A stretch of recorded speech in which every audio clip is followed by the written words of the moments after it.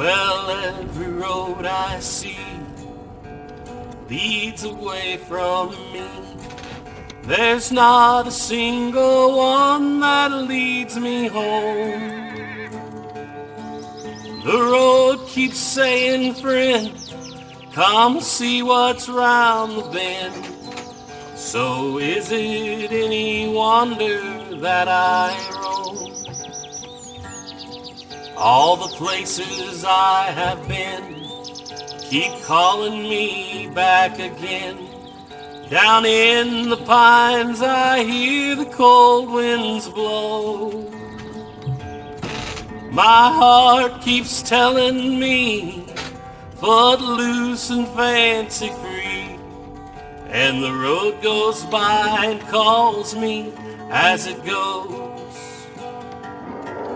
Well, maybe somewhere there's a someone waiting with a smile.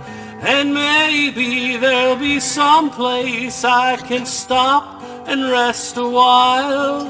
And maybe you weren't meant to be just a rolling stone. And there's a road to travel on that leads you back to home.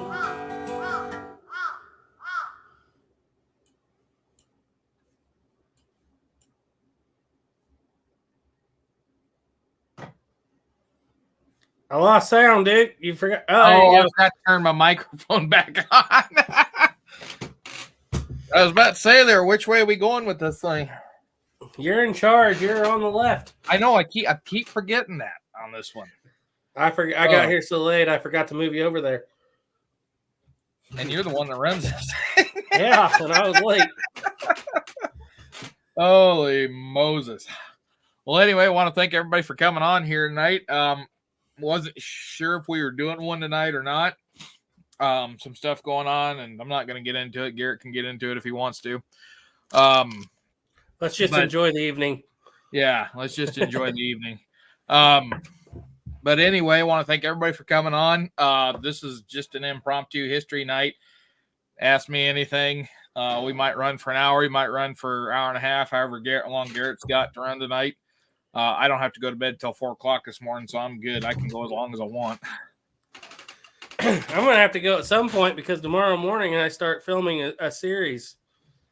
Oh, is it going to be that special series we all been waiting on? It is off the ground, ready to fly.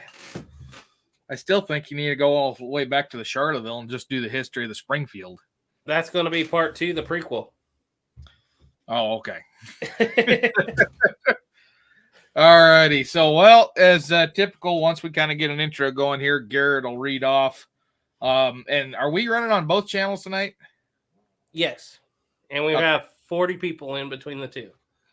Gotcha. All right. Yeah. All right. So, yeah, Garrett usually goes through and reads the comments because being that he's kind of been the moderator, and I could pick this back up now if I wanted to because I've got a computer. But when I was in Wyoming, I didn't have the computer. I couldn't run it through StreamYard. So Garrett's been the moderator for this for, what have we been doing this for, about a year now? Mm-hmm. Pretty much. Well, if you count on the other channel, we've been doing it for like 3 years. That's true. Yeah, this setup, the way we're doing it here, yeah, we've been doing this for just a little over a year. Well, just about a year. Because it come down to is when I'm up there in Wyoming, I had my phone. I couldn't run a computer.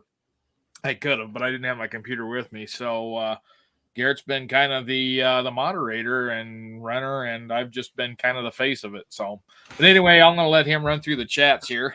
Well, you're the brains of it. I wouldn't go that far. The OG. I'm the talking head. All right, you ready? Yeah. All right, so tonight we have Louisiana Gray said, we'll see you there, Duke. That was actually at 7:30. Diane Houston says, howdy, y'all. Stephen M. Mann said, I'll be doing a homage of sorts to 11 Bang Bang's Name This Gun. It's called What Is It? And Can I See What Is Out of Place? And can see what's out of place. Chris, that's interesting. Chris Klein said, hello, all. Kodak Tackman's in, has howdy, fellas. IWS Bull 1 says howdy. Kodak Tackman said, howdy over here, too. Oh, he's on 2 channels. Jeremy P says, hi, everybody. Brandon Birch said, evening, gents. Louisiana Gray said, it's a dookie night. By the BNRO says, hey, guys. James Garland says, finally caught one live. Louisiana Gray said, I'm with you for the full ride. Pronounce that, Duke. Chef MNG. Hola. I don't know if that's 2 names put together or what that is, but that's not a word I'm familiar with. Snapper says, hi, guys. The Saboteur 45's in, actually. He's here early this time. Yeah, usually he comes in there at the end. What's going on, Snapper? Or Saboteur? Number 1, Big Bear says, hello, everyone. Travis Lynn says, hi, everyone. Clessy says, hey, guys, love the shows. I'm excited for the new video, Garrett. Oh, it won't be out probably. When I do a video like this, it usually takes me a week and a half to edit after I get the filming done. So I'm going to give it about 2 weeks. It'll be here. I haven't decided if I want to do it on a Wednesday night premiere or a Sunday regular video and just do it that way. Saboteur said it's shift change. Ah, gotcha. Well, speaking of that new video, I saw the short of the firing of that particular video subject. And was it just me, or looked like something come flying out of the end of that muzzle and flop down? Did you shoot a water puddle, or what was that? Oh, I shot a water bottle full, a Gatorade bottle full of mud water. Oh, okay, yeah, because it's like you see the shoot, and then it looks like something flopped out there, and I'm like, what the heck was that? I thought maybe he's using cotton wadding or something. Nope, no, it's 60 grains of powder and just I thought it was a 5.85 mini ball, but when I cast it, it come actually out to a 5.90. And so that's a big mini ball. Yeah, that is that aluminum mold. Yeah. Those aluminum molds. When you're doing round balls for revolvers, it don't matter, but when you're doing conical bullets, they do oversize them. Okay. My camera's messing up. I'm supposed to say hello to Zach and thank you for saying you like my hat. You can write in the comments, you know. Okay. Sorry. Sister's new, sister's friend. He's leaving now.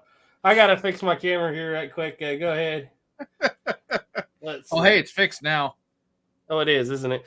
I got to get a new camera. It's been doing that a lot here lately. Maybe wipe the lens down. It says, Chef, my name is Emil with the last initial of my last name. Okay. Question here.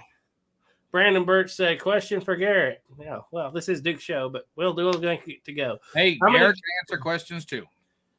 How many grains of black powder do you find works best for 12-gauge slugs? I just finished up loading 25 brass holes using a 545 grain Foster slug sitting on 100 grains.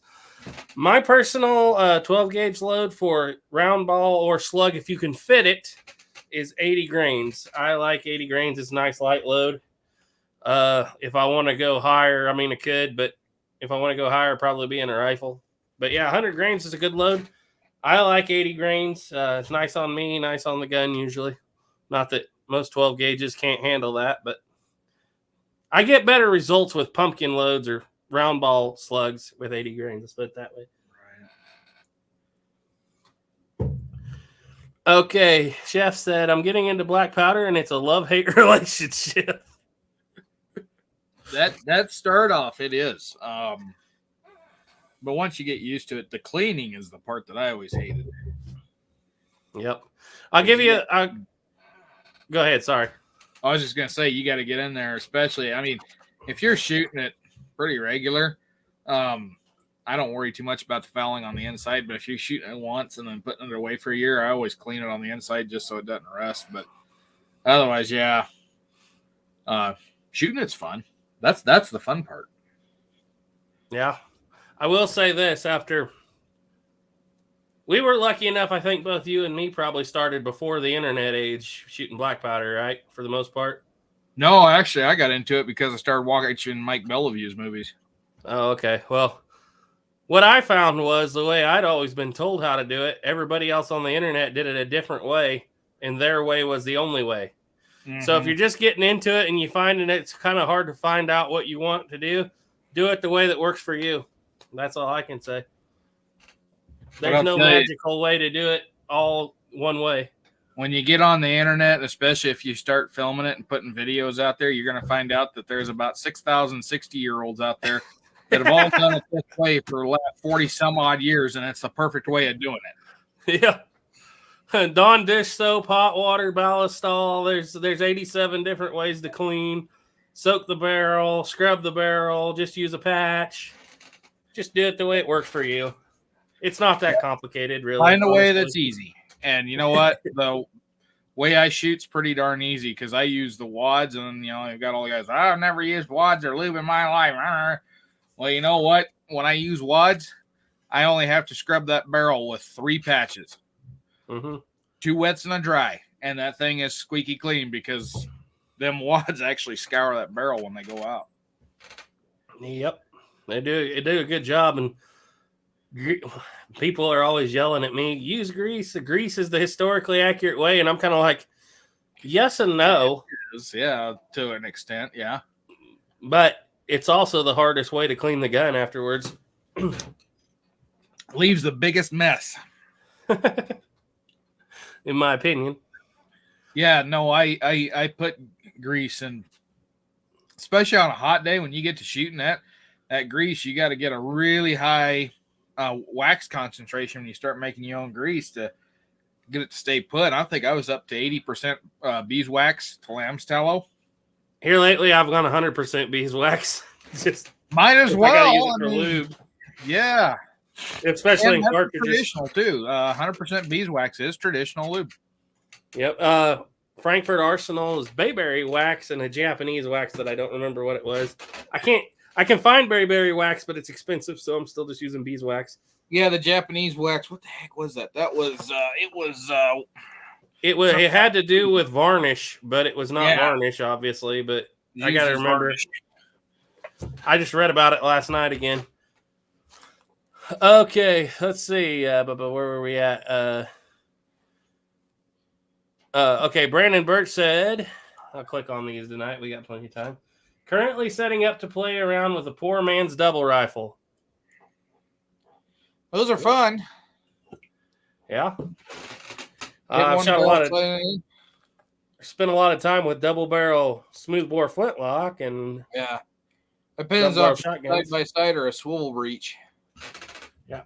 Have you messed with a true double rifle, like an African style rifle? Me, no. No, I know some guys that have them, but they, especially when they have the sight center between the 2 barrels, you can only sight it for so far a distance for a 0. And after that, one barrel's going to start going wide because if anybody's not familiar with it, the barrels will cross when you have double anything. That's why over-under shotguns, some consider to be better than side-by-side shotguns because at a certain distance, it goes. Yep. Now I've spent some time with over-under rifle shotgun combos. Yep. And those are. I shot a few of those. Those are nice. I like them. Yeah. Let's see. Todd B says, "Hey G, I love the short video on the first Allen conversion Springfield with rimfire round. We need a full video on that gun and ammo." Well, I will tell you this right now. I'm going to leave the ammo making to Dr. Durrell Shepard. Go check out his video on his Miller conversion.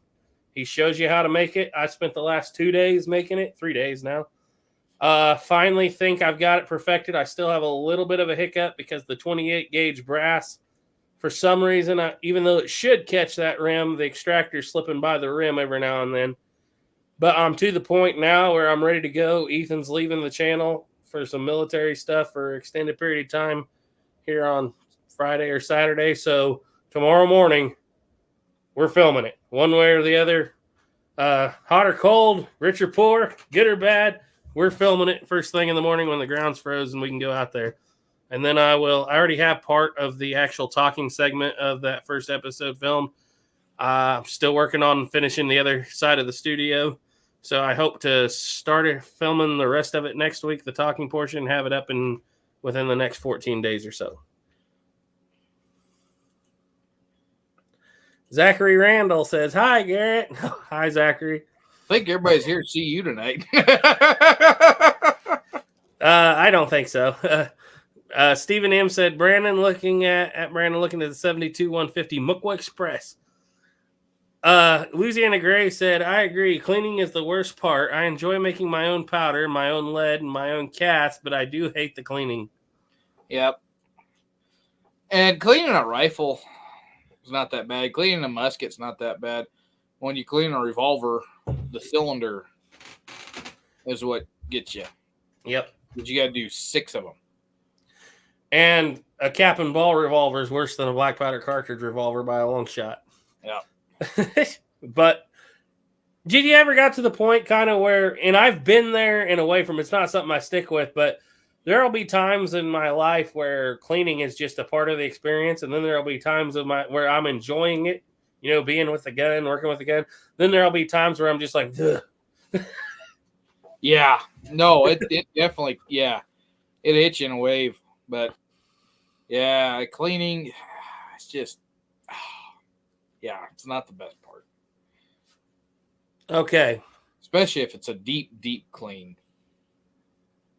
All right. We got a question here. Zachary Smith asks, what is your recommendation for round ball molds when they don't have Lyman Lee molds in stock for 69 caliber musket?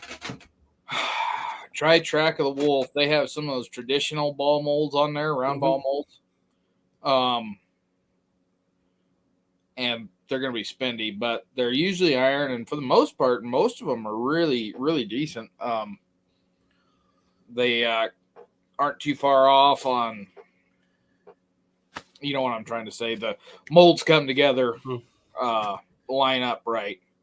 But yeah, I've got a 69 caliber Lee mold, and that's as big as they get. And I wasn't real impressed with it. Well, for the 69 cal musket, I don't think he means a 69 cal ball. Maybe he does, but if it's a 369, it was 680 something. Mm-hmm. If you're looking for historical accuracy, it's actually a 64.5, basically.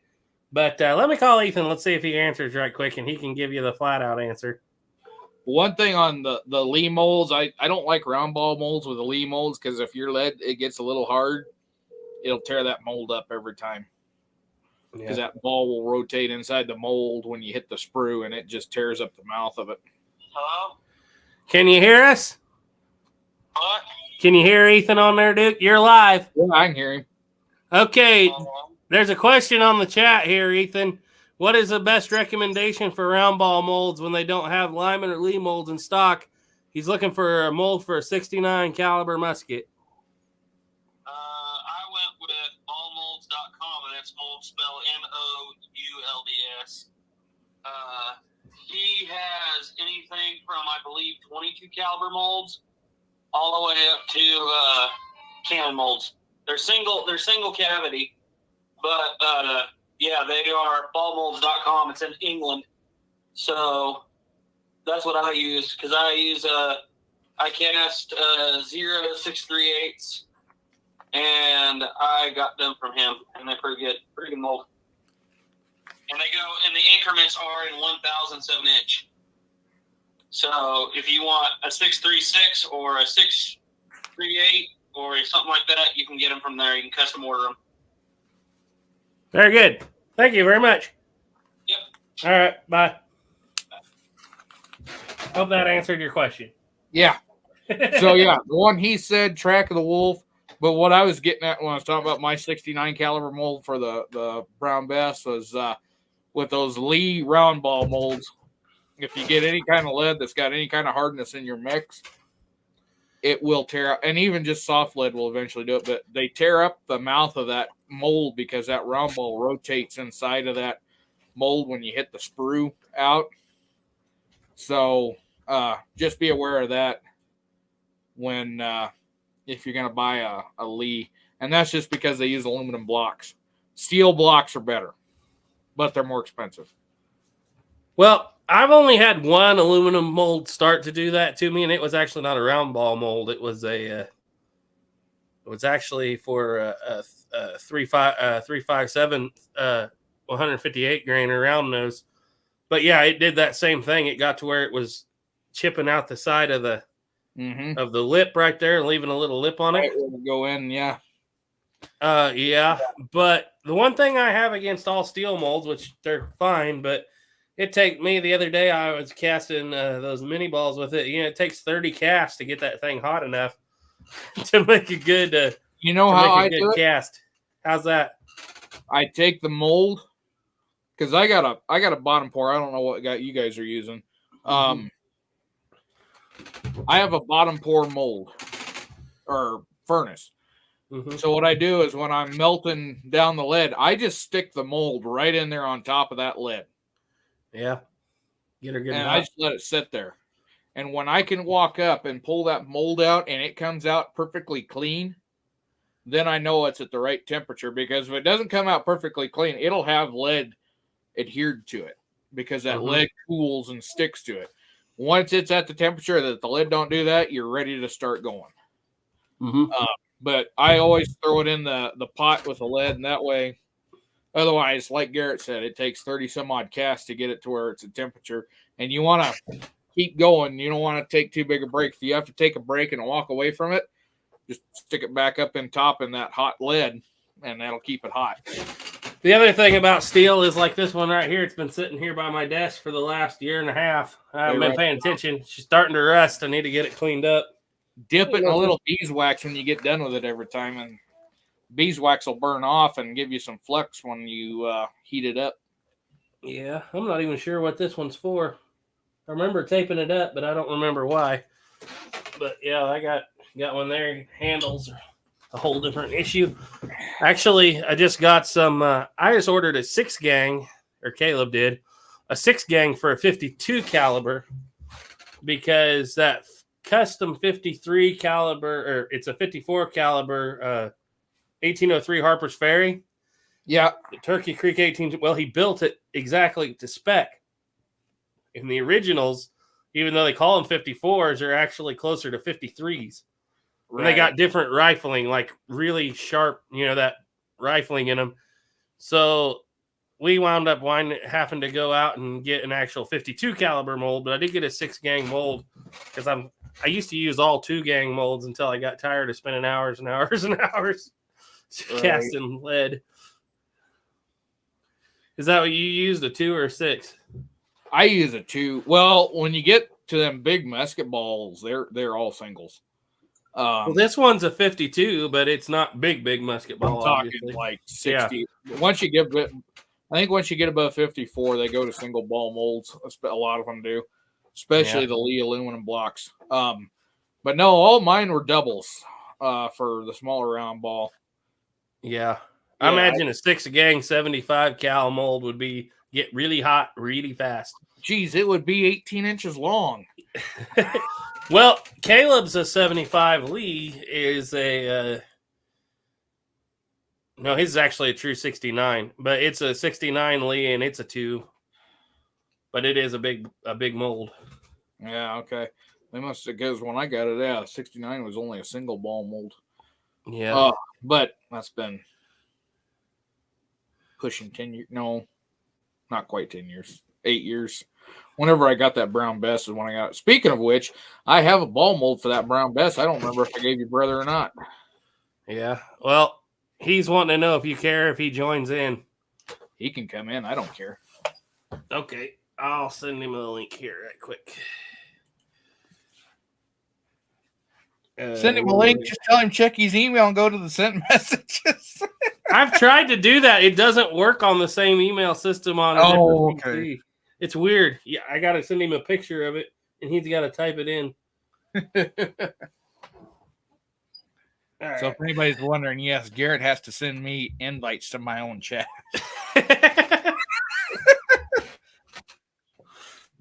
Well, I have to do it for Snapper too, and everybody. Well, what a lot of people don't realize is running these chats costs a fairly considerable amount of money. Actually, running StreamYard with like we don't have the logo up here like a lot of people do. You'll see, we have the backgrounds, we have the intro That was videos. the other reason we did it this way was because you were paying for it. And it does cost some money. It costs $25 a month to keep it up like this. But since you're using it and Snapper's using it and we're using it. Oh yeah, if we wanted to get really fancy and have options of having 50 people on screen at once, we could do it for like $150 a month. We get all kinds of options. $5 a year. I didn't know you was paying $25. No. Now I feel like I owe you something. You can get a deal. You can get a deal and go. I think it's $350 a year if you pay for the year altogether. Oof. But we haven't done that. But yeah, that gets rid of the logo. It makes it where we can set it up, use intro videos, and we can have 9 people on at a time, and well, we can have 10, I guess, right now. But the way it works out pretty well because we all use it, so that's why we do it the way we do it. It's not a big deal that way. Let's see. Uncle Chaw said, I used to overclean my muzzleloader with water and would get more rust than if I hadn't cleaned it. Pyrex. I used to get Pyrex. Oh my goodness. But no, Garrett can testify to this. Caleb can testify to it. Ethan wasn't here for the second time, so he can't testify to it. But my single action army fired black powder in August of 2021 and wasn't cleaned until June of 2022, and it wasn't that rusty and ran just fine after a year sitting there with black powder in it. Yep. And we ran out and shot another 100 rounds through it. Yeah. And then you cleaned it. Then I put the sucker in my safe. I let it sit in there for 2 months. I opened the safe the other day, and there must have been some moisture somewhere along the line because now my gun is rusty. And that was my Pride Boy 7.5-inch gun that was all beautiful, and I was letting it just kind of the bluing wear, get holster wear and stuff with, and now it's rusty. I'm not a happy camper. It's surface rust. I rubbed it off, but I noticed it's starting to grow back. So that is a nice gun. Cimarron did me well. Yeah, I really think that might be the way to go with that particular gun. I really do like that Model P with a 7.5-inch barrel because I've shot the Pieta Frontier with 7.5-inch barrel. I like it too, but there's a lot of people like the Pietas more, but I kind of enjoyed yours more, just to be honest. Yeah, well, I'll tell you what, the Pieta Frontier, the Cimarron ones are more historically accurate because this one has a laser etched cross hatch on the hammer, and on the Pietas they're hammered.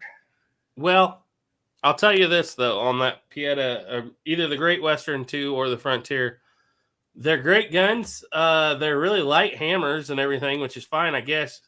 But the main issue I have with them is they don't feel as smooth, even though they're light. Like you feel every little hiccup going through that hammer. But they are very close, and in fact, I wouldn't be surprised if parts weren't manufactured in the same factory for both. Yeah. I'm Ethan. Don't touch anything that can get us in trouble. Yes. No, I'm not. I have it out of frame. Okay. Or it was in frame for all of about a half a second. Oh, what? A pipe? That was just an iron tube. Yeah. That was an iron tube. Okay, so we do have a troll sometimes that comes on here and turns us in for random things. On my side anyway, not on Duke's. Bings, this is my channel. This is what I think about trolls. Oh crap, I forgot we're on 11 Bang Bang too. Yeah. There's a lot of people watching, so be careful. Uncle Chaw said, okay, we did that. Well, here's an idea. I'll just turn my camera off. No, you're fine. Yeah, you're good. As long as it's out of frame. You can't turn your camera off. You don't have an avatar. Oh, well, you can still hear me. Turn your camera on. There you go. All Raise right. your camera so the field of view is you got more wiggle room. There you go. Yeah, now I can do my work down here and not be seen. Well, All you right. still see what's down below there. That's Do what? nice. You got your hand on a vice. Yeah. There you go. There you go. One of these days we're going to go to Rumble, and this won't be an issue at all. One of these days. Yeah. By the way, we got 61 people on Tales of the Trails. That's pretty good. There we go. Yeah, that is doing pretty good. If I didn't scare you off with my ode to the trolls there. Drew B says, is it normal for the walker to have 2 clicks? Dude. So you either have a perfectly timed walker or something's wrong. You have a perfectly timed walker that's not going to be perfectly timed for very long because it's so well timed. So that was the thing about walkers is, and really the early Colts that have the hole and the post for the bolt stop, they had to be perfectly timed because whenever keep it out of frame. Comes around, that post has to drop thing into that hole at the time that hole is right there.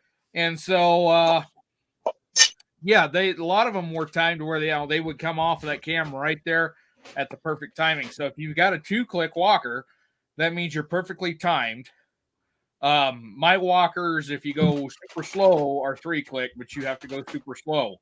Otherwise, I messed with them until where they timed where that thing comes up just about the time it's lined up in the hole. There's a little bit of a peen.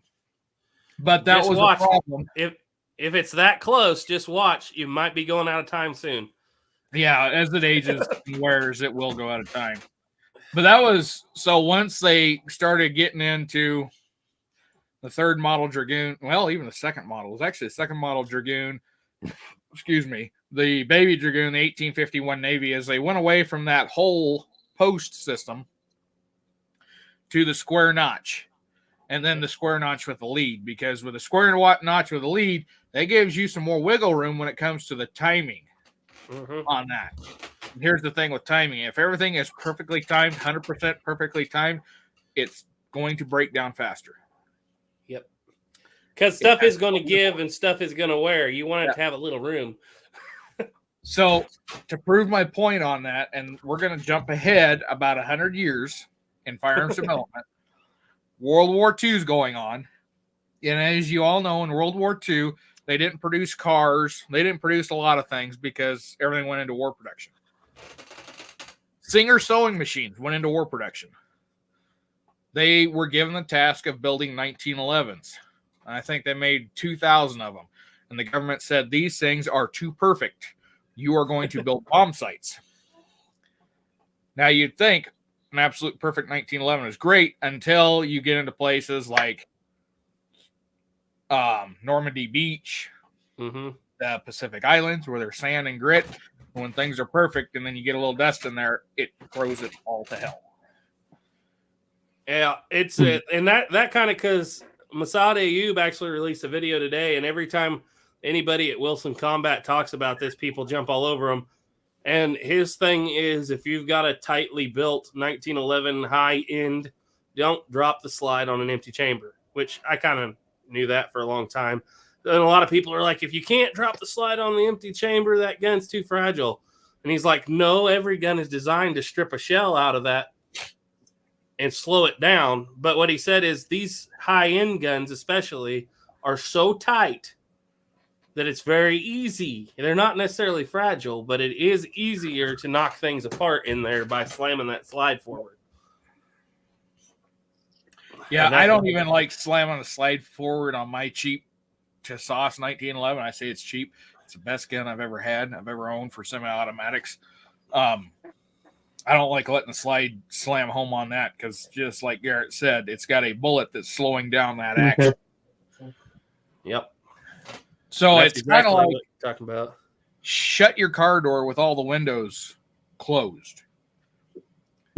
Then turn around and shut your car door with all the windows open. There is a noticeable difference. Trust me, I noticed that when my Jeep, when I shut the door on that Jeep, and I thought the whole thing was going to fall apart. Well, I mean, to be fair, Duke, I think I've been with you when we put that Jeep through a little more than shutting the doors with the windows shut. You know what? I think that's when I broke my Jeep. Because I just me and my uncle dumped about $500 into that thing, fixing it here recently. It was either then or when I was in the Laramie Mountains about 4 or 5 months before that, and I was going through some rocky country, and I hit a hole that was a little bit not as big as that hole in Kansas, but it was a good sized hole, and there was rocks in that thing. I gotta say, I was impressed. I was sitting there, like, Ethan's about to have a panic attack. He's like, we're gonna have to go to the top of the hill to call Karen. And I'm like, we ain't stuck yet. And I put her in low. That's the rule. And it walked right out of that hole. I dumped the whole front, not the whole front. I pretty much, if you draw a line right through the middle of me in that driver's seat, that's what was on the dirt in the front tire. The one back tire was all the way up in the air, and this other tire is just hanging down in this hole with probably another 8 feet below it to go. Yep. I think there's only like 2 wheels on the ground. And I'm glad it was 2 opposite wheels, because if it was 2 front wheels, we'd have been in deep doo-doo. Yeah. Kodak Tackman said, black powder firearms, it helps me to season the steel with a good lube. Yeah, you can season them. But if you clean them like I do, that seasoning is going to get stripped every time you shoot it. So, Yep. Stephen M. Mann said he's using 825 and 900 grain bullets for his Muckwa Express. IWS Bull 1 said, I would love to have Express double rifle. Jay Wheeler's in. He said, what's up, y'all? Hi, Jay. How's it going? Looks like your mom showed up after my little tiff, so. Yeah. Kodak Tackman says, of course, good seasoning happens over time. Kent says, good evening, good people. Number one Big Bear says, what gun did Sean Connery use in the movie League of Extraordinary Gentlemen? He had a big elephant gun double rifle. I think it's a Purdy. I think it's kind of famous that it was I might be wrong, but I think it's a Purdy. I looked it up long ago. I can't remember what it was, but it was a good sized elephant gun. Yeah. Trying to think if it was a 500 nitro or if it was a 4 bore. I'm not sure. I just know that was a big deal in the gun community for a while. Jay Wheeler said, Duke, you still doing holster work? Haven't seen any from you in a while. We get this every week. Not taking big orders. Basically, it's orders that people are still interested, but my Leatherwork has not been going real fast because I kind of, to be honest with you, I made it a business. I should have kept it as a hobby, and I got burned out. Yeah. Too much going on. I still do Leatherwork, but I decided I'm taking a break from it. I don't know when I'll start back up again. I owe some people some holsters. I got some that my friend Sam, he's got a few that I got to finish up. I've got some for Garrett I've got to finish up. I got one for Snapper I got to finish up. Lone Dragoons got a couple that I got to cut out for him. So I've got a bunch laying around, but the other thing that burnt me out on it is you have people that come on here emailing me every week, where's my holster? Where's my holster? Where's my holster? When I finally get it done, and then I send them the invoice, say, okay, this is what you owe me. And if you pay me by this date, I'll get it in the mail. Nothing. Gone. They just well, you told us years ago if we just bought you a $10,000 sewing machine, you wouldn't be behind anymore. That's also true too. But then you got to spend that $10,000 on trapdoors. We did actually. We've spent every bit of that on trapdoors, to be perfectly honest. But no, I'm not saying names here, but I've got 2 in this back room that one guy every 2 weeks emailing me, where's my holster? Where's my holster? Send me an email, said your holster's done. Send me the payment and I'll get it in the mail. 3 months later, he sends me an email, where's my holster? I said, I sent you the invoice. You haven't paid for it yet. And nothing. Haven't heard nothing. It's still sitting back there. And come probably 1st of March, if not sooner, I'm going to start throwing a bunch of them online and selling them. There's another one in there, spotted holster. A guy wanted, just had to have it black with silver spots. I even ordered the leather for the lining. Wanted a white lining in it. Made it up. It's one of the most beautiful holsters I've ever made. Still, what's it for? For a Remington. Well, there you go, guys. Any of you guys need a Remington holster? He's got one sitting back there. 150 with in stock. In stock. Yep. And I showed that one off before. It's that one black one with the fancy silver spots on it. Mm-hmm. And then I had another guy that said, "Well, I'd be interested in that." And for the last month and a half, "Well, I'm going to buy it off you. Well, I'm going to buy it off you. Well, I'm going to buy it off you." I finally told him, I said, "Crap or get off the pot, because until I see money in my hand, I ain't going to believe you're buying it off me." So whoever sends money first, guys. Yeah. So one of these days we'll have a little live here that we will show all those holsters that are sitting back there that people haven't paid for, and I've emailed them about, and they're going to go for sale. But that's kind of part of the reason why I haven't been doing them here lately. Yeah. Tim O'Neill said, "Hi, Florida, here late as usual." Travis Lynn has a good question here. "I have a Colt single action army that's a safe queen. How often should it be re-oiled?" Well, as long as you can see a light coat of oil on the outside. Now, in like the actual museum world, they'll put a light coat of wax on it as a protective. Now, don't do like the guy that came in before Caroline. Here it comes. And just take it and do the Russian Cosmoline routine and just dump it down and Don't get in there. Pull it out.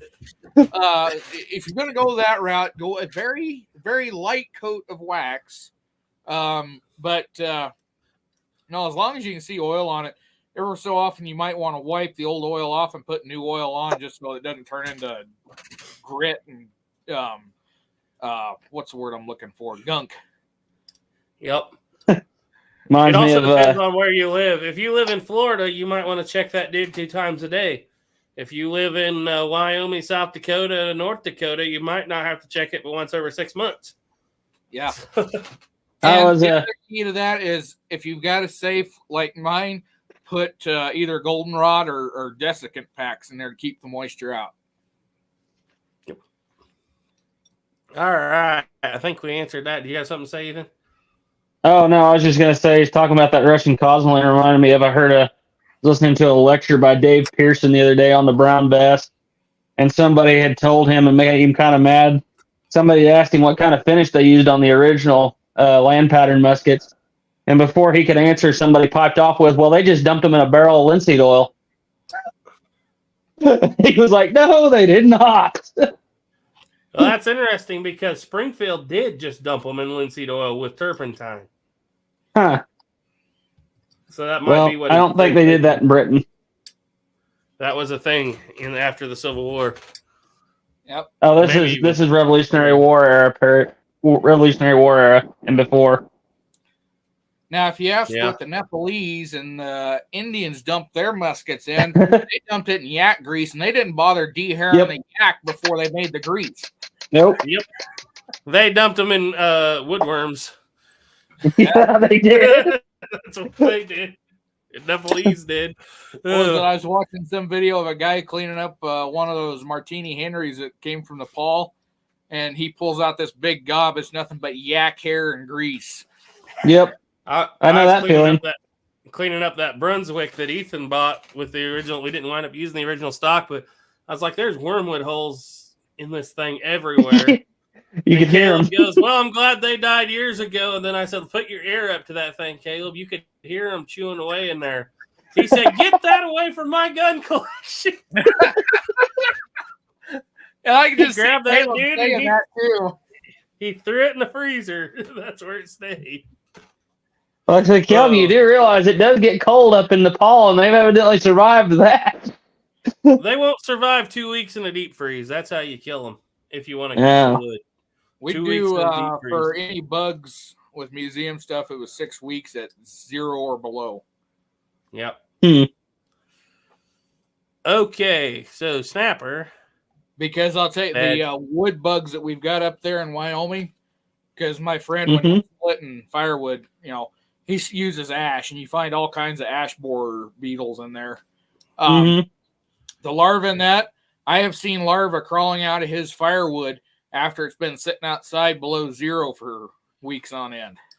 Yeah. So, doesn't always get them. Louisiana Gray said, I found that ultrasonic cleaners leave a residue.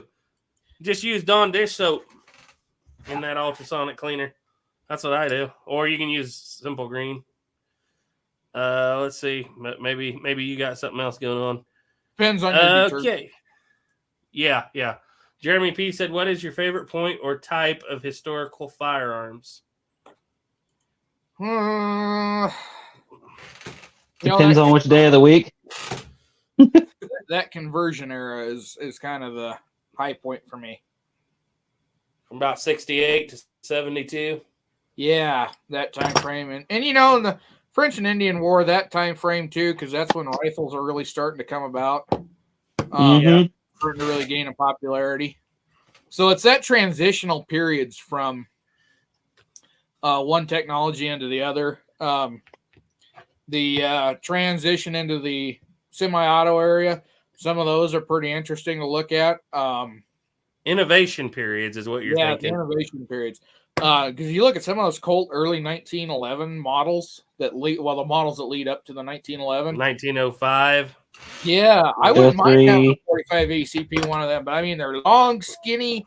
What is that one? It's looking like an 8-inch barrel, 6-inch barrel. Yep. The Colt 1903 hammerless, that's kind of that transition period. That's one of the most beautiful semi-autos ever made. I gotta agree with you. I would say the transition period too in both rifles and handguns. Obviously, I love the 72 open top. I like the conversions. Colts are beautiful. Even Remington's doing conversions there that are pretty cool looking. That's when you start seeing the sharps really take off. The rolling block really takes off. The trapdoor really takes off. And it's like all these guys that have just been all through the Civil War, and patents have held them back, but all through the Civil War, they've just been in their mind innovating. How can we make this better?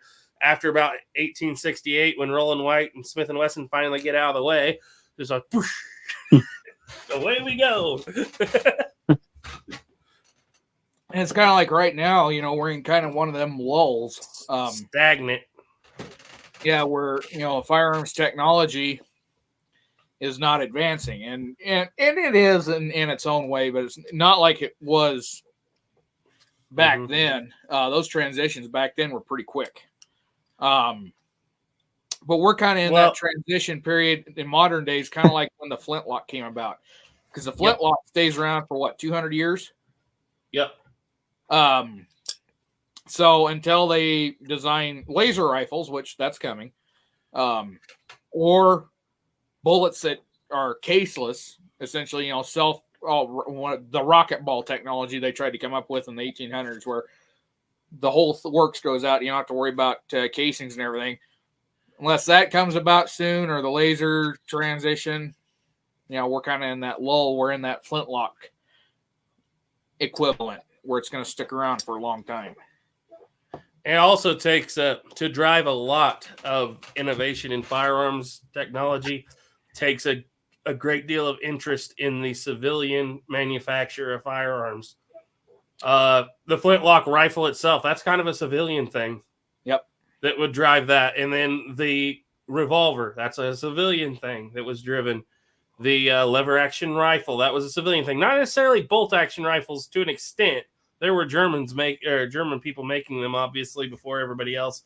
The Needham and all that. I mean, there was that's kind of its own thing. And then you look at even like the AR-15, that was developed on the civilian market, honestly. Yep. Was it not? Yeah. Yep. They started out.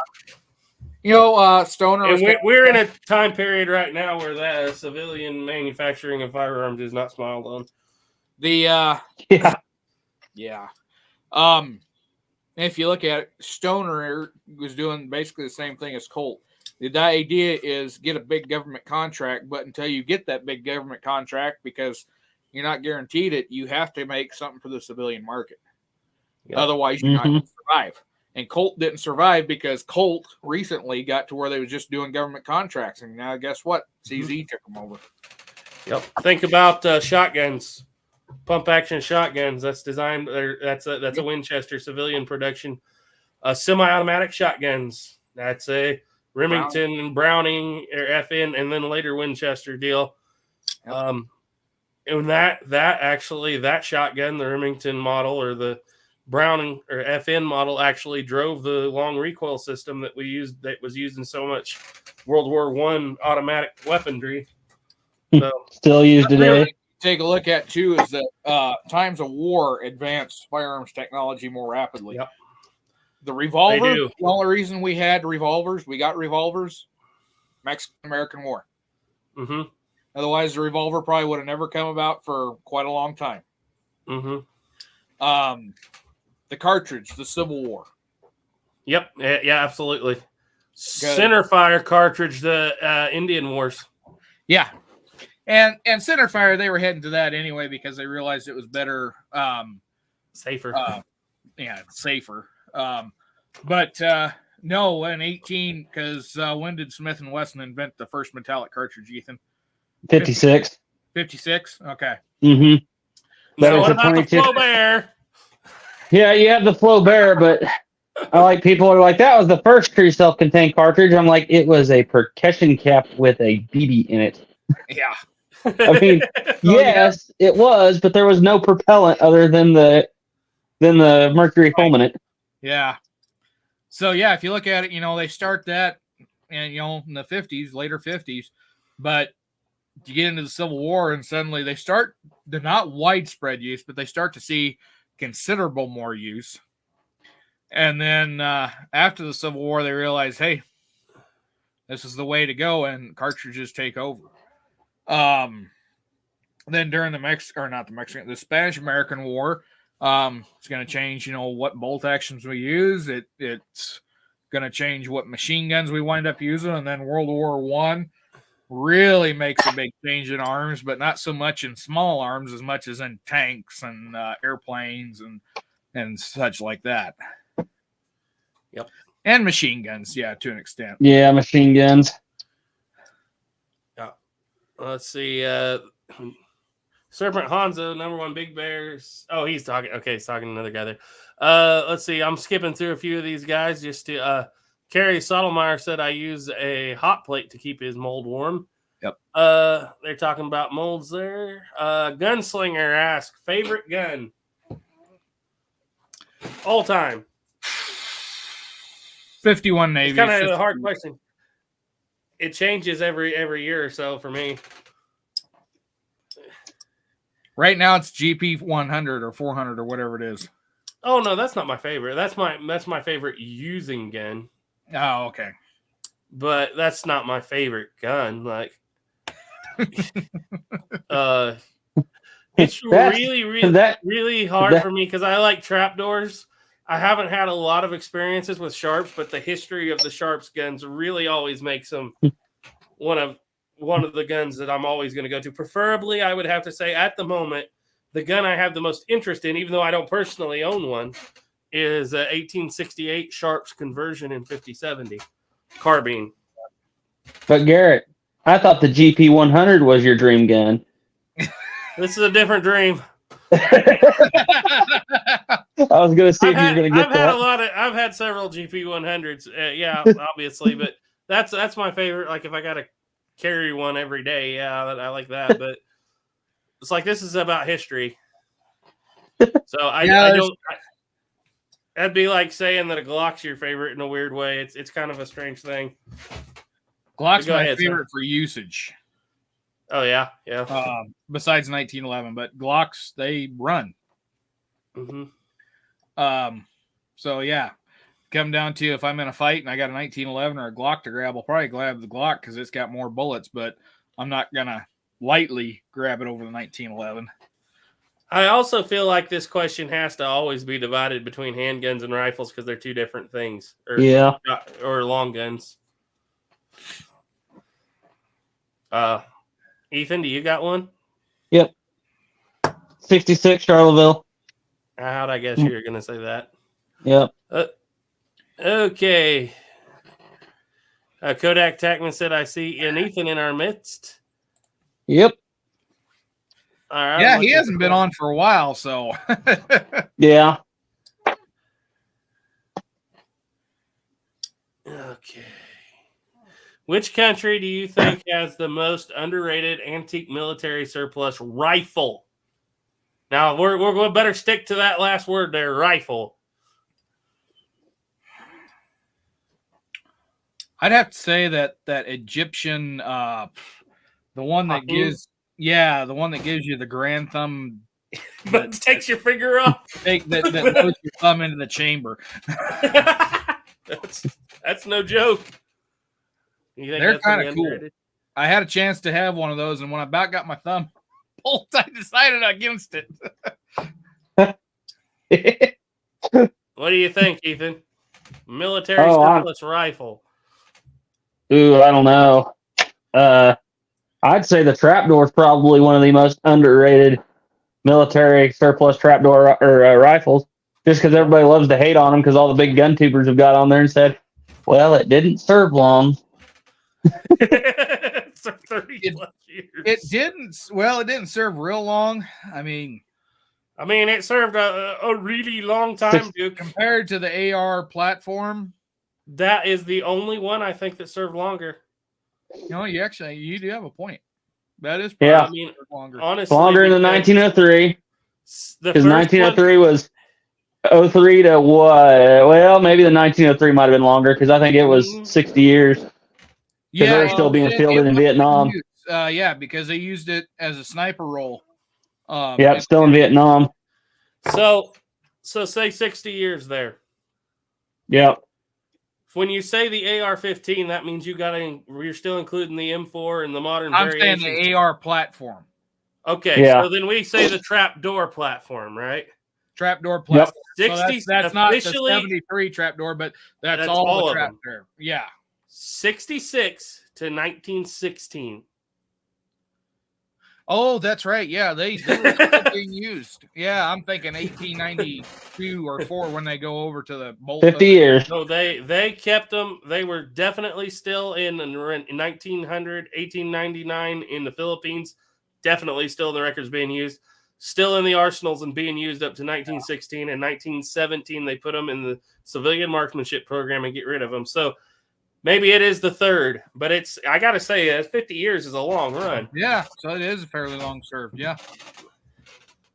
But the one downside to that trapdoor is the fact that door system is relatively weak. Granted, they weren't shooting anything that's going to pop it, but, you put a modern 45-70 in there and it's going to. Yeah, absolutely.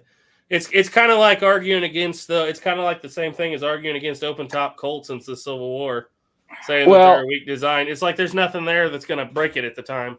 Yeah, but with that thought process though, then all of the single action rifles are going, except for maybe the rolling block, are going to be pretty weak. Like the Chaspo, the Martini Henry, because you put any modern round in any of those, they're going to pop open too. Yeah, the Martini Henry though, the way that block system works. Your pressure is pushing back into it. Whereas that trapdoor, it's pushing. You see what I mean? The trapdoor on that hinge, the hinge point is right above. So that's why I'm saying the door system is weak. And what a lot of people don't realize is that door system changed a lot, even in the life of the 73 alone. Yeah. In 77, they beefed that dude up, took out that arch, made huge gas ports in the side. And so by the time you get to the 84, they can load the 84 trapdoor is what they're loading the 4580 cartridge in, which is really hot for what they're doing for long range shooting. But, that's neither here nor there. But yeah, I would say it is overrated or underrated. I would have to say if I had to pick an underrated military rifle, it would have to either be the Hall or the 1803 Harper's Ferry. The Hall kind of nobody talks about. The Hall had issues, especially had issues. Were not. However, it was used for a long time. The innovation of it is what gets me. The Hall cap lock system was all the soldiers loved it. One of the problems with it, though, is soldiers found out, hey, we could turn this into a pocket gun, just pull that block out of there. Soldiers would never do that. Shot No. themselves in an area I'm not going to describe because your mom's on here. But let's just say that there's a lot of blood vessels in that area that cause them to bleed to death in a very rapid time frame. And That's why you don't carry a flintlock or a cap lock appendix. Yeah. So there's a saying: don't point your Glock at your. Don't point your percussion cap at your. Space Art. You want to talk about? But you want to talk about underrated firearms in general, not just rifles? I would have to say that the most underrated firearm in history that everybody loves to hate nowadays is a matchlock. Because that thing was used forever, and when used correctly, it was pretty effective. Yeah, it was used as long as the flintlock was. Yeah. Yep. Even longer. What was it? Doc was telling me the other day from my land and sea had that story of the United States Marines after the Civil War going to Korea, or was it Going against matchlocks? There was sports with matchlocks, and they were like, "Huh." Well, that's cute.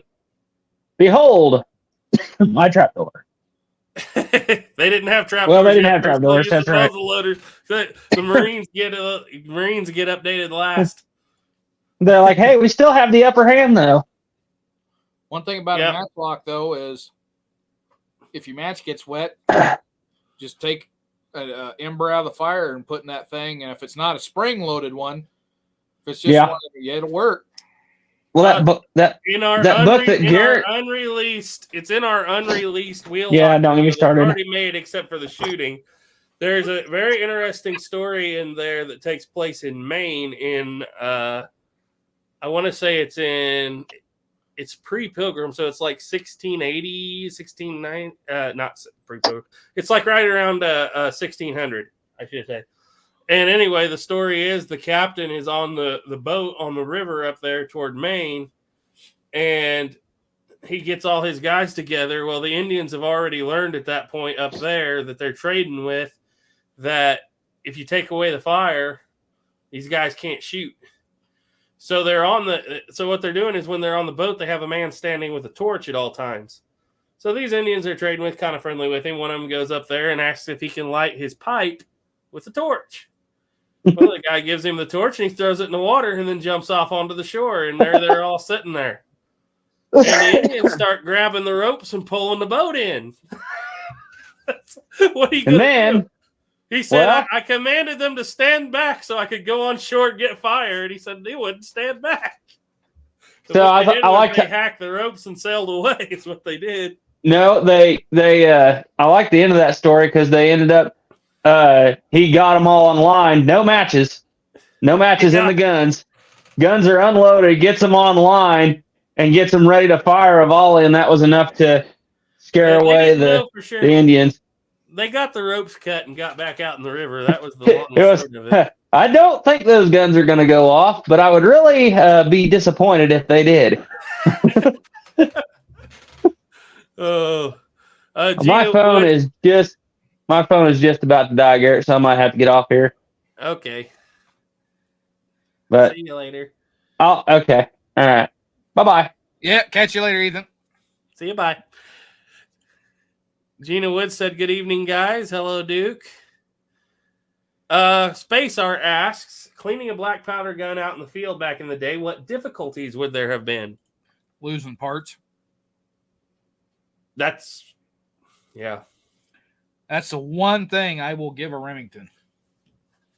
Yeah. Is that you can clean it in the field and you only got one part that's going to come out of there and possibly get lost, and that's the cylinder. Whereas a Colt, you've got three separate parts. Yep. I don't think they cleaned as much as we think they did either, do you? They ain't going to strip them down and clean the internals out of them. No, that was something that if that had to be done, it's going to be done somewhere where you're out in a nice, quiet spot and don't have to worry about losing parts. But And everybody says, yeah, they cleaned their guns. They took care of their guns. You look at some of the guns that have survived, pioneer guns. No, there was guys just like today that were lazy and slovenly in the care of their firearms. And there are a lot of native guns that I don't think they understood the importance of cleaning. It's been stated that a good armory-kept U.S. military weapon is expected to last 100 years. Yeah. A native weapon is expected to last 5. And if you look in, I forgot what book that was, but I think it was January Moon, the guns that was turned in after the Dull Knife fight and all them, and most of them were unoperable. Yep. They were just so wore out.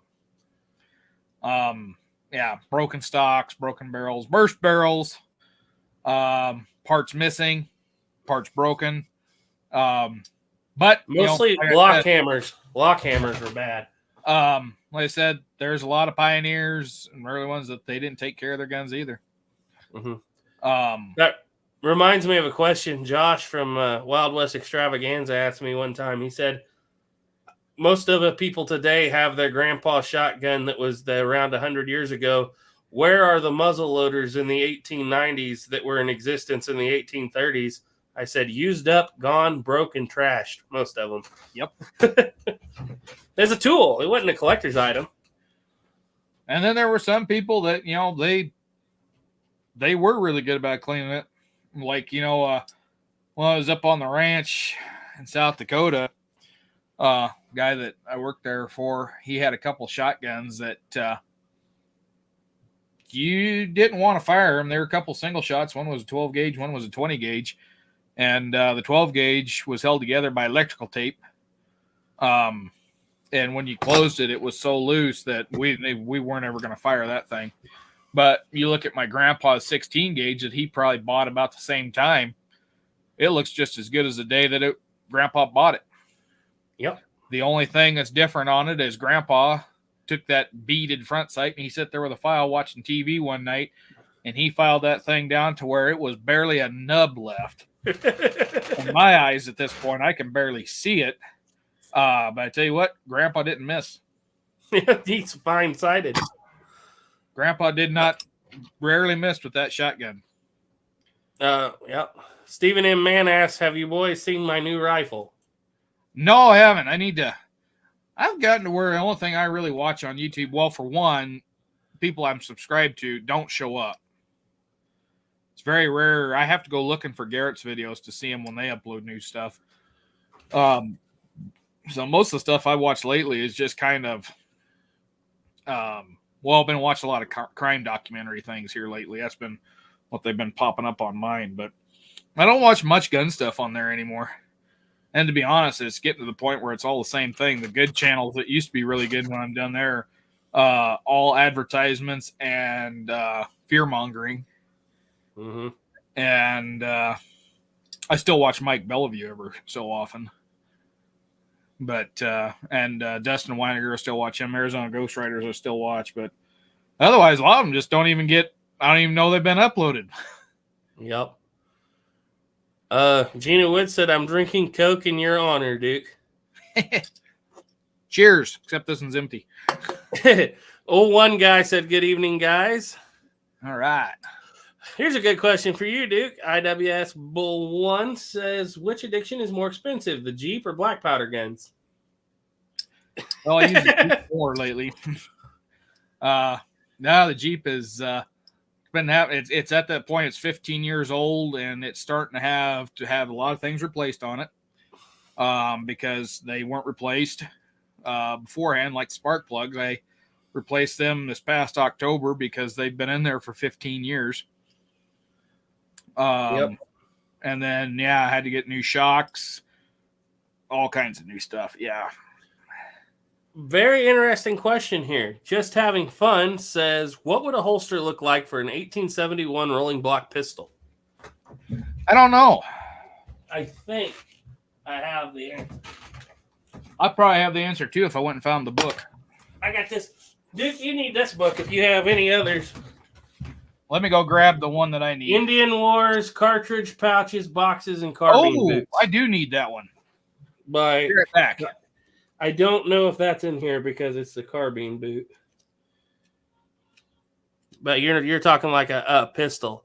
I don't know what that would look like. I would think that I don't know a whole lot on that pistol. There was actually a trapdoor pistol too, in '69. But So that pistol was used by the Navy, and the Russians used them. But the Russians used them, but mostly in the U.S. is used by the Navy. I was wondering if it was more of a horse pistol type thing.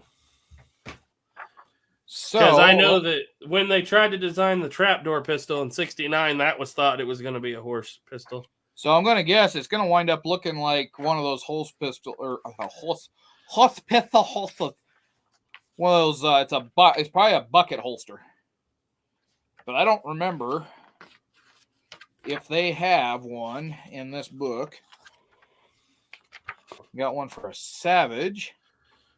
Got one for Allen and Wheelock side hammer. And then we've jumped to the 73 single action.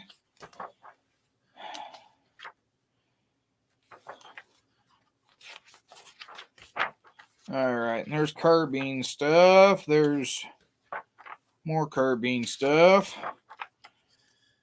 More carbine stuff. And there wasn't a lot of them that were actually put into use. They may have never developed a holster for them.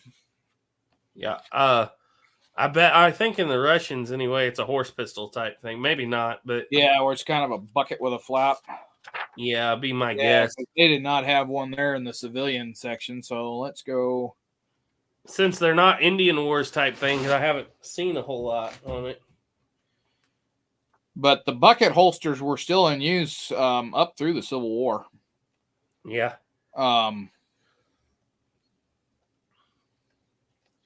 And so if anybody's not familiar with what I mean by a bucket holster, yeah, they don't have one in here.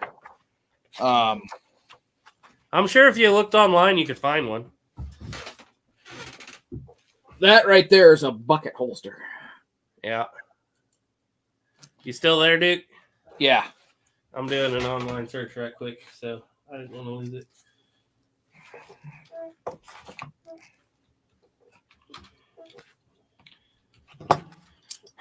Because, yeah, what was the number of rolling block pistols? It wasn't that many. Well, it depends on it. Foreign, it was a bunch. Right, but I mean, the U.S. Navy adopted it. Was it even 1,000? I don't honestly know. I'd have to ask Doc on that one. Because I know they used them for signal guns. That was interesting. Oops, Navy holsters. There it was. There's an Indian made one too. Rare Navy holster. I don't know how well I can do this. Let me save it and we'll bring it over here and look at it. I think if you go to that present, you can do a split screen. I can, but I don't want to throw all this up over there. So I'm just going to save the image right quick. Save and not kill the stream. I always accidentally do that. All right. Brand. Add an overlay.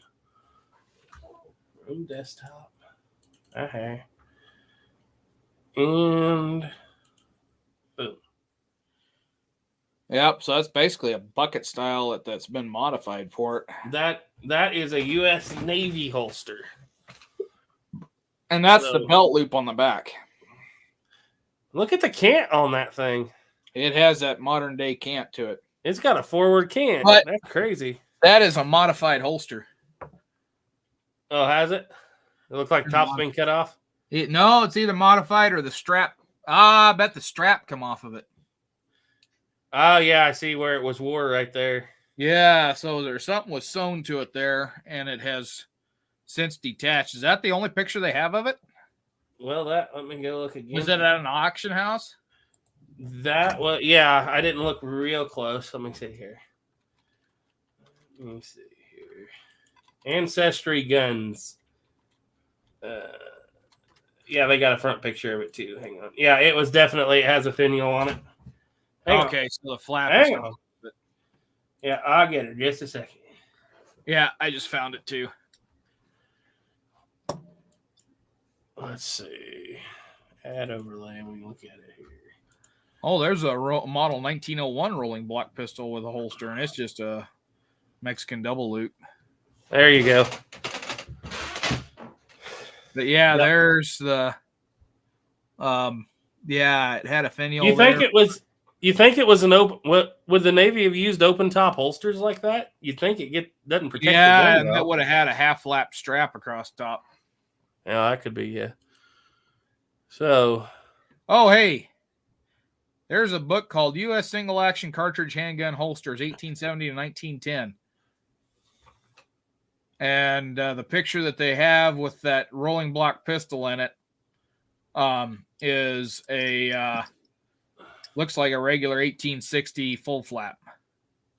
okay, what was that called again? I'll find it. The book is called U.S. Single Action Cartridge Handgun Holsters.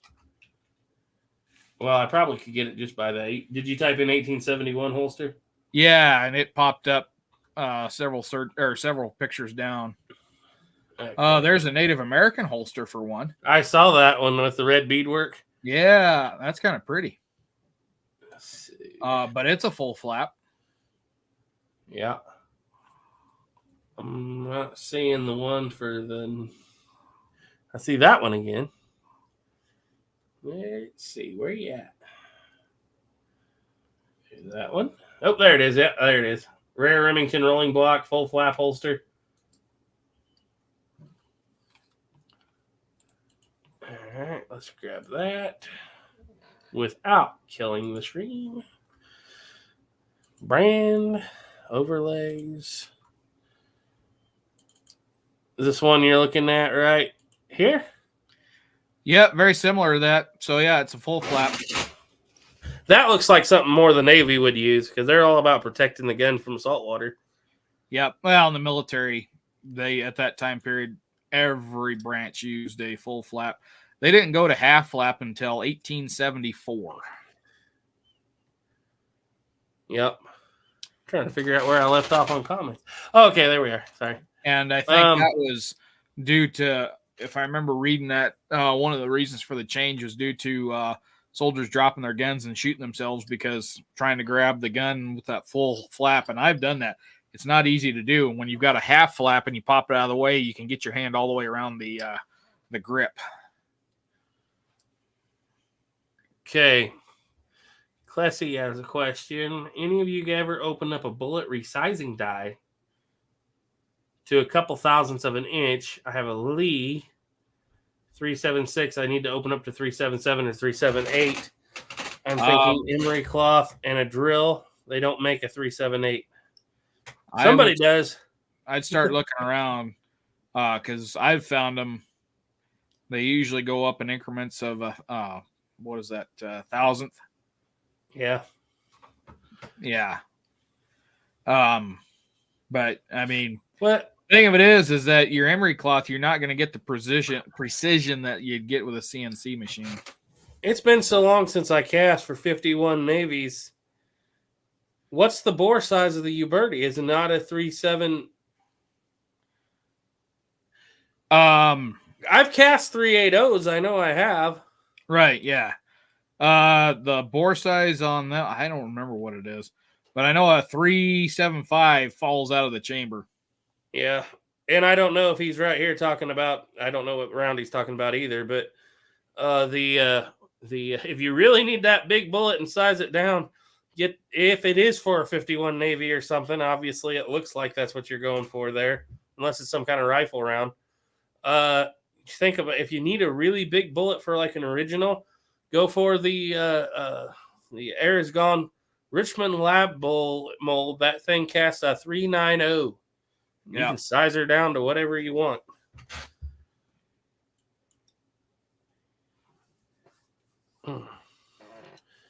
CN Arsenal has a whole series on the Colt semi-auto pistols.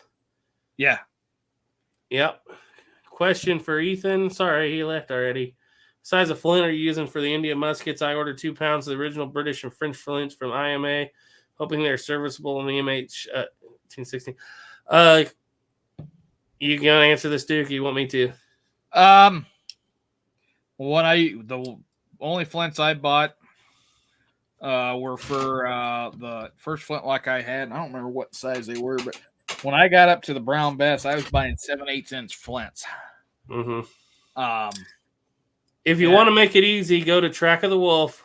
Yeah. Look up Tom Fuller Nat Flints, and they will have, if you scroll down, they will tell you exactly what each flint size is for. Mm-hmm. And a Charlottesville flint is different than a Brown Best flint, which is different than a Fusey flint, which is different than an 1816 flint. I think, Brown Best is one of the bigger ones. The only thing I've seen bigger than that is your guys' camel gun. Yeah. And so they have all that in Track of the Wolf if you need it. Hey, Mill Creek Range says, I'm here. Yes, I know I'm late. Czars Taylor. Hey, he was on Gray Pilgrim the other day. He says, what is your opinion on the Adams revolvers, Adams Beaumont or Dean Adams compared to the Occult revolver? Well, it's no fair because Pilgrim had a guy on his show not too long ago that had one. Yeah, and I've never handled one. The reproductions are supposed to be hitting the U.S. market, I think, sometime this year. I'm waiting for the 50 cal, but from what I understand, they're going to go from anywhere from 12 to 1400.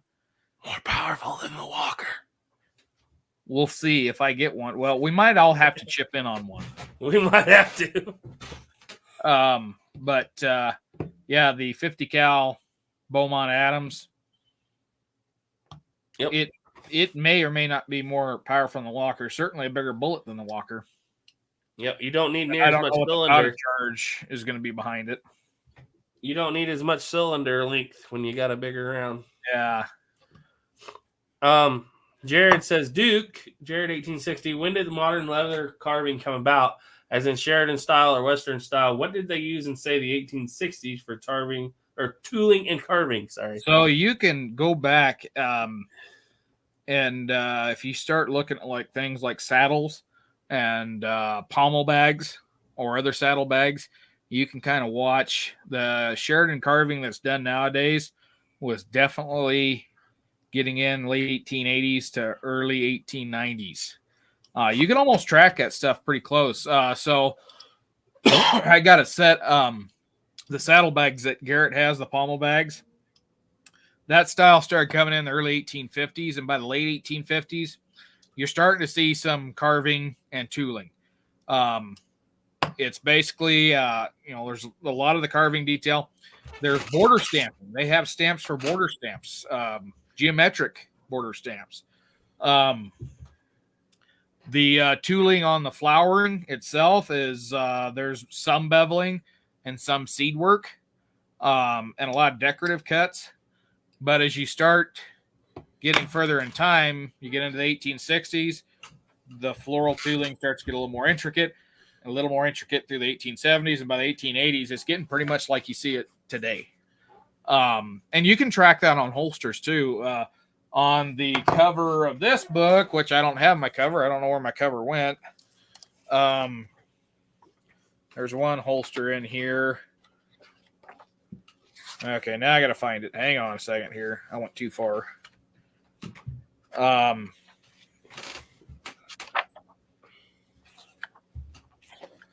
See if I can find it. I've made a reproduction of it. I got to do another one here too for my buddy. And it's an F.A. Minya, if I remember right.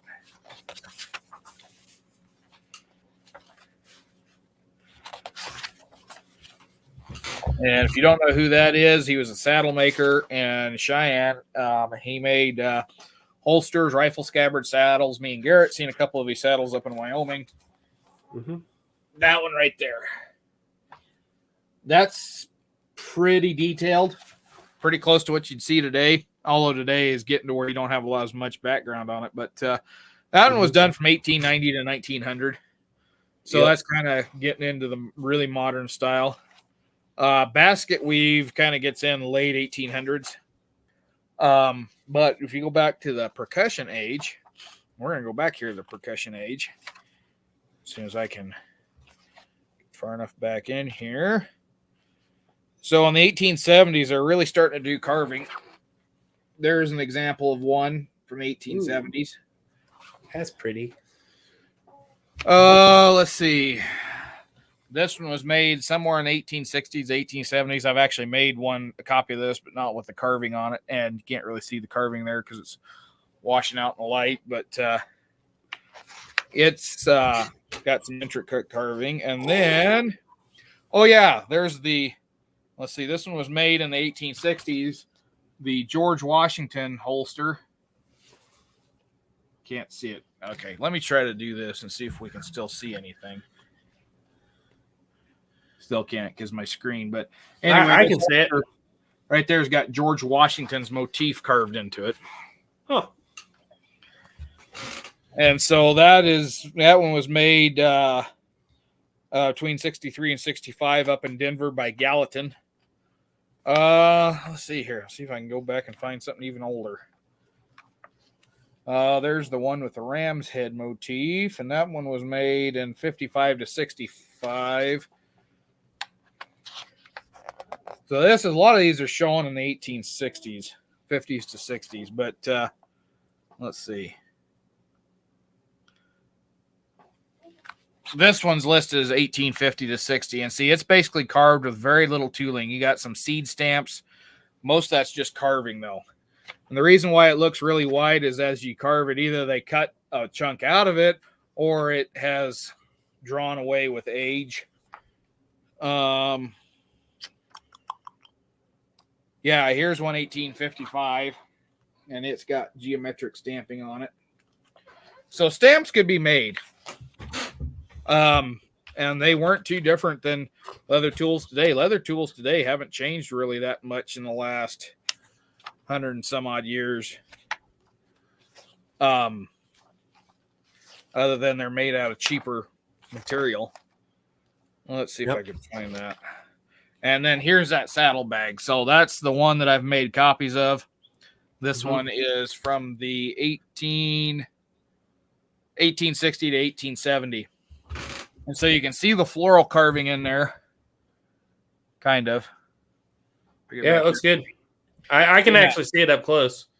Yeah, so you can see the geometric stamping on there. There's a little bit of beveling.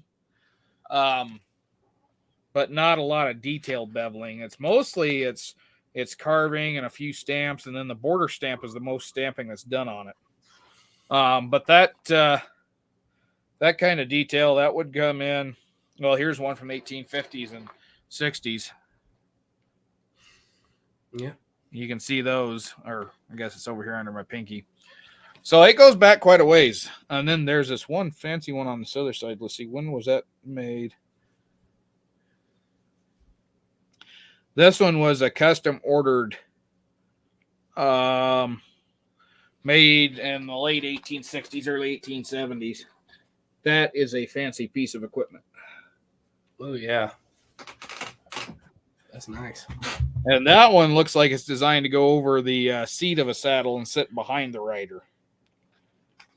But, you'd see all kinds of fancy stuff. And then, here's one with leopard skin. That's 1840s. Yeah. Very nice. Leopard Jaguar. Made in Mexico. Yeah, it says leopard skin.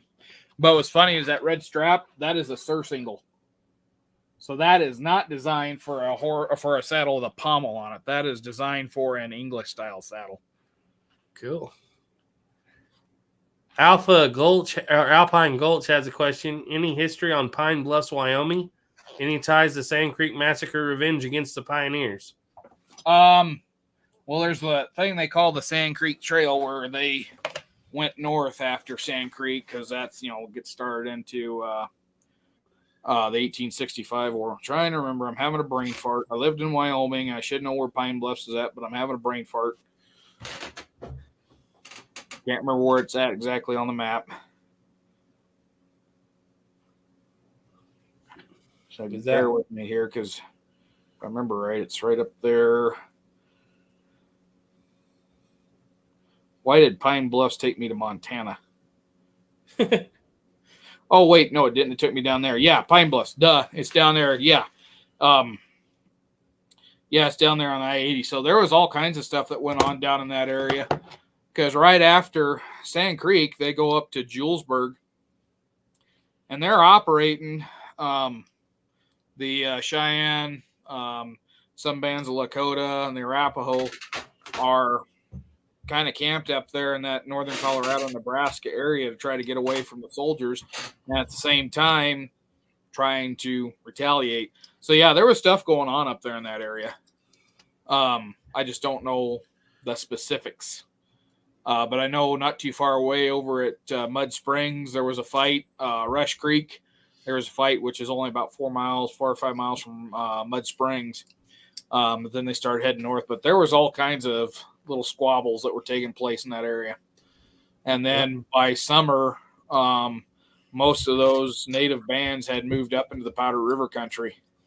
And then you have the Battle of Platte River Bridge, and then you have the Connor Expedition, which was mostly a failure. You do have the Battle of Tongue River, where they do hit and destroy a Arapaho village way up in northern Wyoming, and then they could call the campaign a success, but in reality, neither side really wins. It comes down to is the natives didn't get what they wanted, which was Shimington on the end of a rope. The Army did not bring in the so-called hostiles. And then they sent out a peace delegation in May of the following year, or May of 1866. And it was to bring about an end to the conflict, but it was also the main purpose was to negotiate the safe travel on the Bozeman Trail and establishment of military forts. And so really that 1865 war has a small lull and then it just turns into Red Cloud's War. Mm-hmm. So, and you think about it, the Colorado War of 1864 through 65, that's kind of what they call everything that results in the fight from Sand Creek on. That, or the Indian War of 1865, as it's also referred to as, it's basically Red Cloud's War. They're all the same one.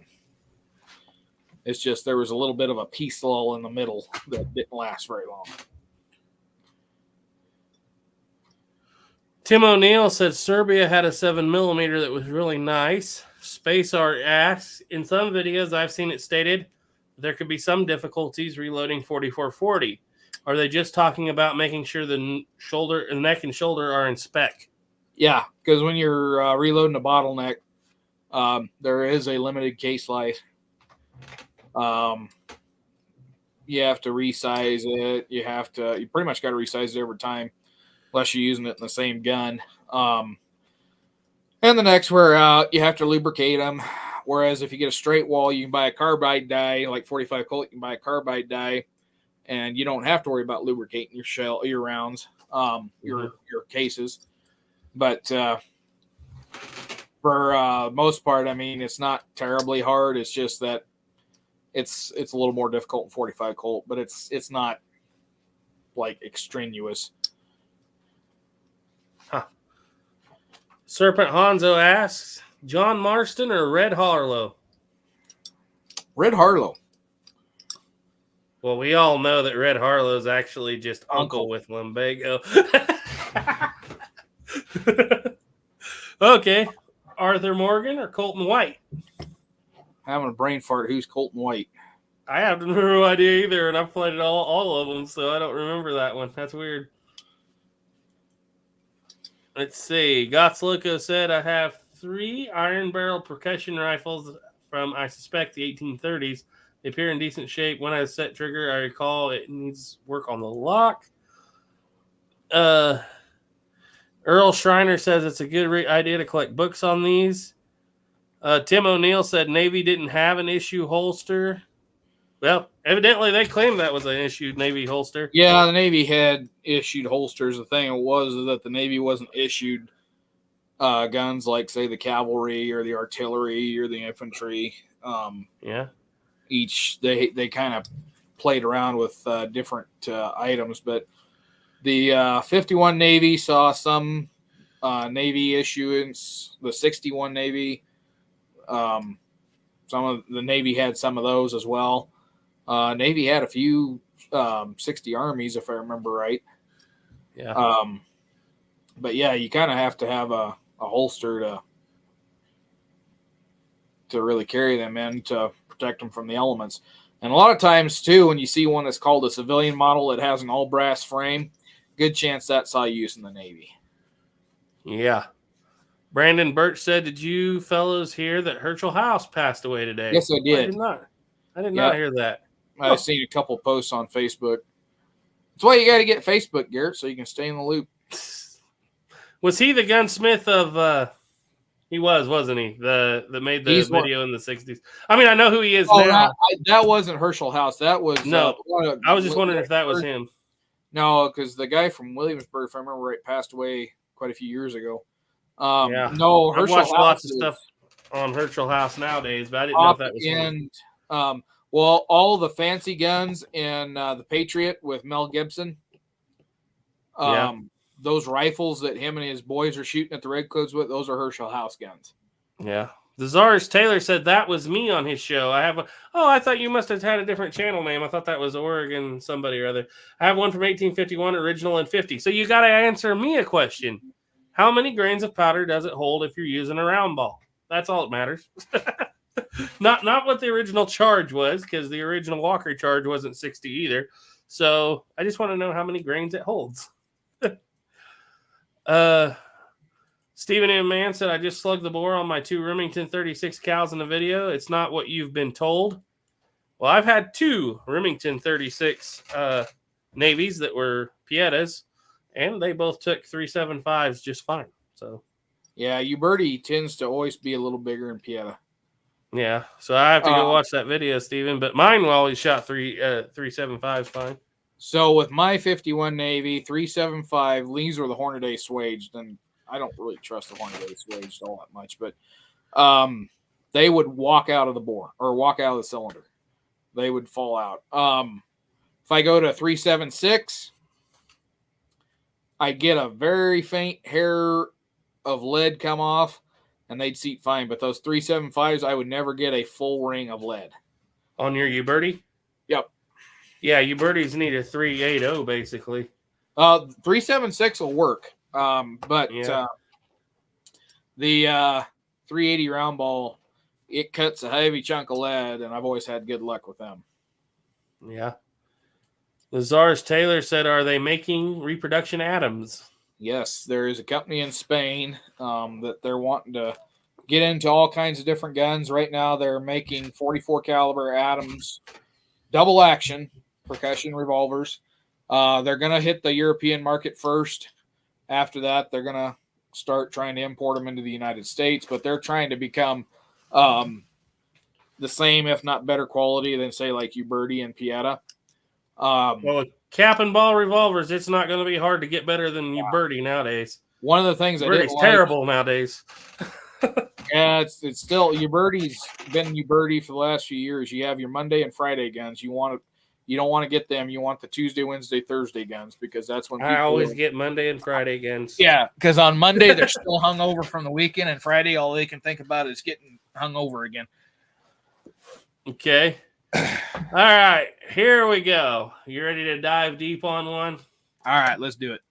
Mill Creek Range. I'm thinking about jumping into the flintlock era, looking at a Traditions Hawken kit. Pros or cons? Is it a good starter for a beginner? Well, the modern day Hawken ones, I'm just not a big fan of. They shoot. They shoot good. I'm not a fan of the Traditions guns because they are not really close to anything. And this is from a historian aspect. They're not really close to anything in particular. And you're going to find that if you try to get into like doing living history, Mount Man era, they won't let you have them. The only one I've seen people get away with is the Kentucky, the Traditions Kentucky guns. And if you go in there and you file off all that fancy stamp work and then throw a chunk of leather across where the two pieces of the stock come together, then yeah, people love them. Review on our channel, by the way. Yeah. Otherwise, I mean, if you're going to spend the money on a kit, if you want to spend a lot of money, get a Kibler or a Tennessee TVM. I think. Well, he wants to know: is it a good starter or a beginning? Is it a good starter for a beginner? For a beginner, yeah, they work. But one thing I found too is that a lot of those newer ones, they have kind of a halfway in between twist rate. Mm-hmm. So you want a fast twist if you're shooting conicals. You want a slow twist if you're shooting round ball. They split the difference. A lot of them are 1 to 48. Mm-hmm. You get reasonable accuracy. Really reasonable if it's like with Caleb takes the CVA, which is the same gun, but a cap lock. CVA tradition's the same. And I got videos where he stacks them, on top of each other. I just can't get past the brass. A lot of brass on them.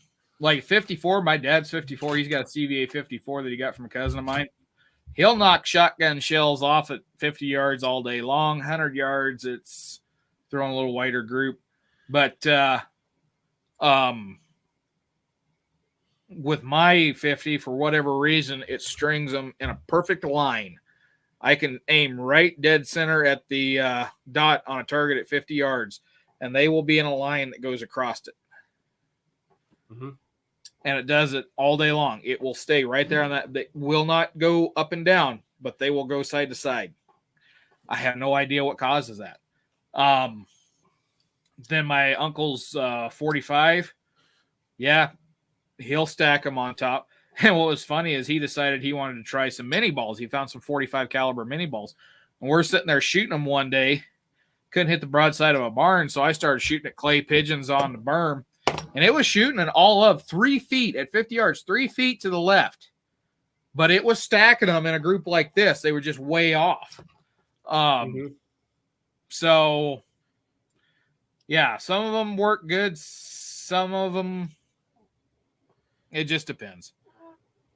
I can tell you the best. So the Traditions guns are just the CVA guns.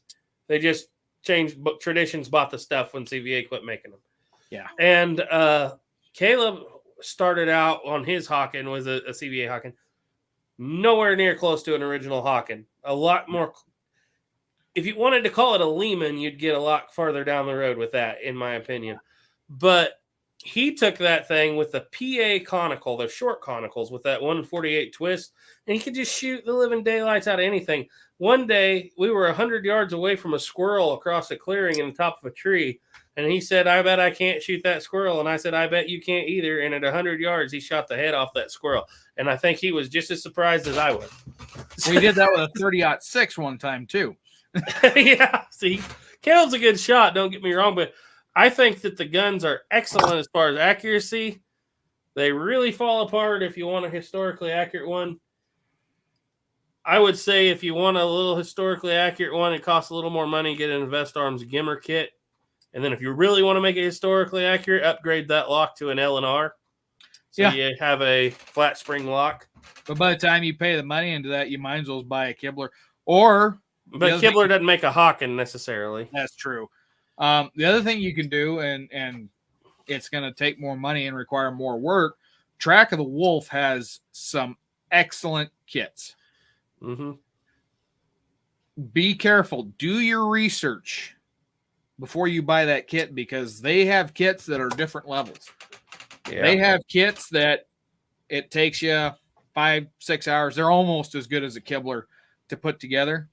They have kits where they send you castings, raw castings of lock pieces, and you have to sit there and file like what Ethan's been doing with a wheel lock for the last 6 months. Yeah. They send you raw castings and you put it together. But the more difficult the kit is, usually the cheaper it is. But you're looking at, what was it? I was looking at a Dickert, and they'll about 1,100 plus. Yeah, about 1,100, and you've got to do quite a bit of work. You got to inlet the lock. They've got a pre-inlet, but you just have to do a lot of work with some fine tools.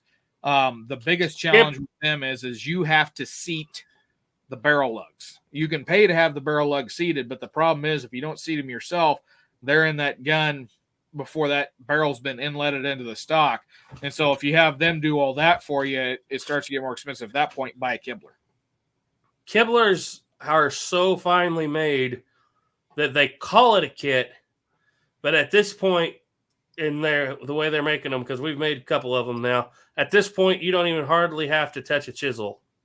Like They're everything almost as easy to put together as a CVA kit. Yeah. But the question and the way he worded it here, he's wanting to get into flintlocks. I think the Right. CVA, in my opinion, or traditions is a good thing. It's a couple $100 if you decide you don't like this way of doing it, because it is a whole different beast.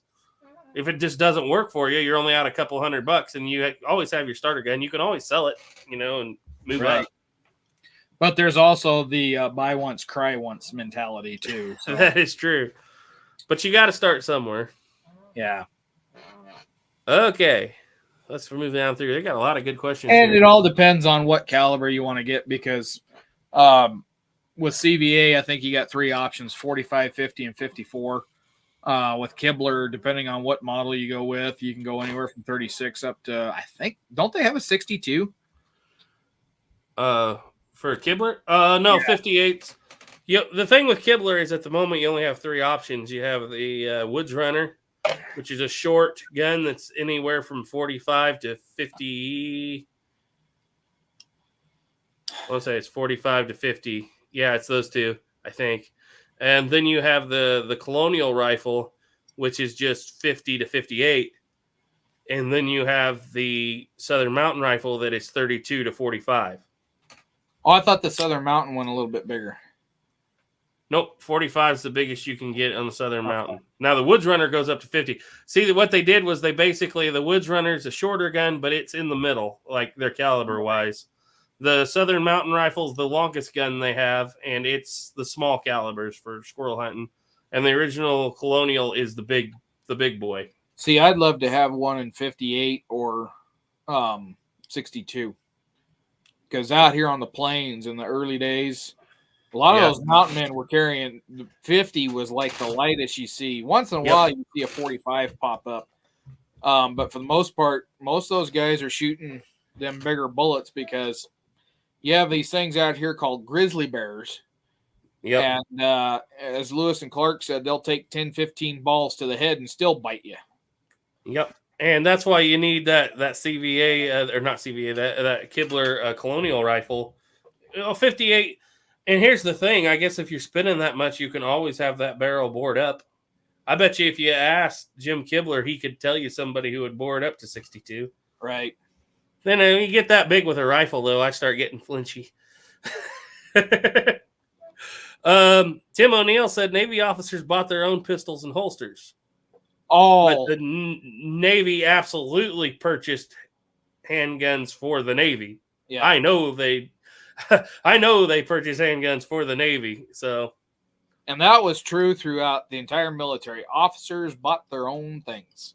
If you were an enlisted man, you had your uniform provided, you had your weapon provided, you had your equipment provided. If you were an officer, you went to a tailor and they made you your uniform. You custom ordered it, come out of your paycheck. Your weapons come out of your paycheck. And that's not to say some of them could go down to the quartermaster and get one, but still going to come out of their paycheck. Yep. Stephen M. Mann said the bore on his Pieta is 3665. That is tight. The bore on Uberti is 3710. Must have changed some since then a little bit. Because my Uberti 375 would just basically fall out. Wouldn't even cut a ring. We'll see. I've taken and hammered them on the table to make them oval so they would cut a ring. That Remington I sold y'all, that was one problem I had is with the 4.54, I could seat it into the chamber and it would seat all right, and then drop it in the barrel and it would roll out the bore. Yep. Cowboys in. Oh, sorry. I interrupted you. No, you're fine. I said I'm thinking on another flintlock myself. Well, good old Southern boy like you back over there, Plowboy, you ought to get you one of them Southern Mountain rifles. Yeah, go after one of them. What'd you call them? Them Georgia tree or Georgia beef elks or whatever you call them. I've shot a lot of flintlocks, and it's really hard to beat that Southern Mountain rifle. The only problem I have with it is it's so long, just under 6 foot, that it's hard to maneuver it in pickups and stuff. So it's like. So I handled their Southern Mountain rifle. I can't see the front sight. Why can't you see the front sight? It's so fine. I can't see it. Oh, yeah. Well, you can change that. You can get Yeah. a different. They sell different front sights. But no, when you handed me that gun, I was sitting there looking. I'm like, I can't even get the sight in the notch because I can't see it. Well, it is a long way out there. That's one problem I've had for years with iron sights. I was like, when I was a kid, when I was younger, iron sights didn't bother me. But as I get older, the older I get, the more and more trouble I have with iron sights. Yep. And which is funny because I use a 1911 with GI sights, and everybody says I can't see them. That's the only iron sights I can see real well. Well, I see that pretty good, but a lot of people do buy the German silver wide front sight for that. Yeah. And then they'll even take and maybe even paint it a little bit.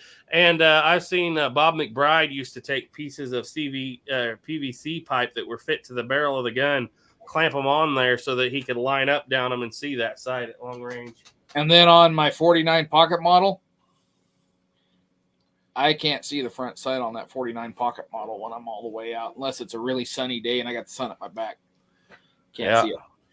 One of these days, Plowboy, we'll head down to Alabama and see you, and we'll bring a couple flintlocks, and you can see what you think. Or maybe you can come up Kansas way. Yeah. Let's see. Oh, Colton White is the main character in Gun. That's why I didn't. Oh, yeah. different series. Yeah, that's been a long time. Yeah, that would be a hard one. I think I'd still take Arthur. Okay. Tim O'Neill said my Invest Arms left-handed flintlock shoots fine, 50, not historical gun. Yeah. Now cool the Lyman. I was going to say the Lyman Great Plains rifles, they were made by Invest Arms for a long time. Yep. Okay, Cool Hand said I have a CVA Hawken. It is an accurate gun. It took a lot of wood off of that thing. I even changed out the sights to a more traditional sights. Kathy Welch said, good evening, guys. Tim O'Neill said I'm having iron sight problem seeing it. And Stephen M. Mann said I'm talking about bore diameter, not cylinder chamber diameter. Right. Well, the point I was making, Steve, is that on that Remington, the bore, that tool, whenever they lapped, that was so wore out that, it wouldn't fit in the bore. So that's something to think about on the Ubertis too, is that sometimes when they don't fit in the bore, that cylinder is not bored out right. Yeah. I didn't have any problem shooting that one, though. I mean, it actually shot better than some of the others I've had in over past years. I couldn't hit the broadside of a barn with anything I put through it. That was why I was going to convert it to 45 Colt, but then the curse converters that I wanted, they quit making them, and then they went back to just a 5-shot evenly spaced, because it used to be the curse for that Remington that I wanted.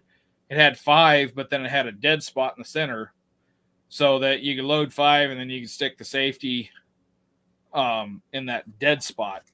Well, then they changed it and they went to 5 all evenly spaced, and it doesn't look right. It looked more traditional before they changed it. Yeah.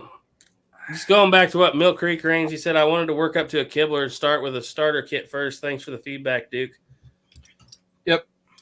I agree. The only thing is with a flintlock, prepare for some clutches with that CVA lock. It's not the best. You can upgrade it, but that costs $300-400 now. I would say if it's financially feasible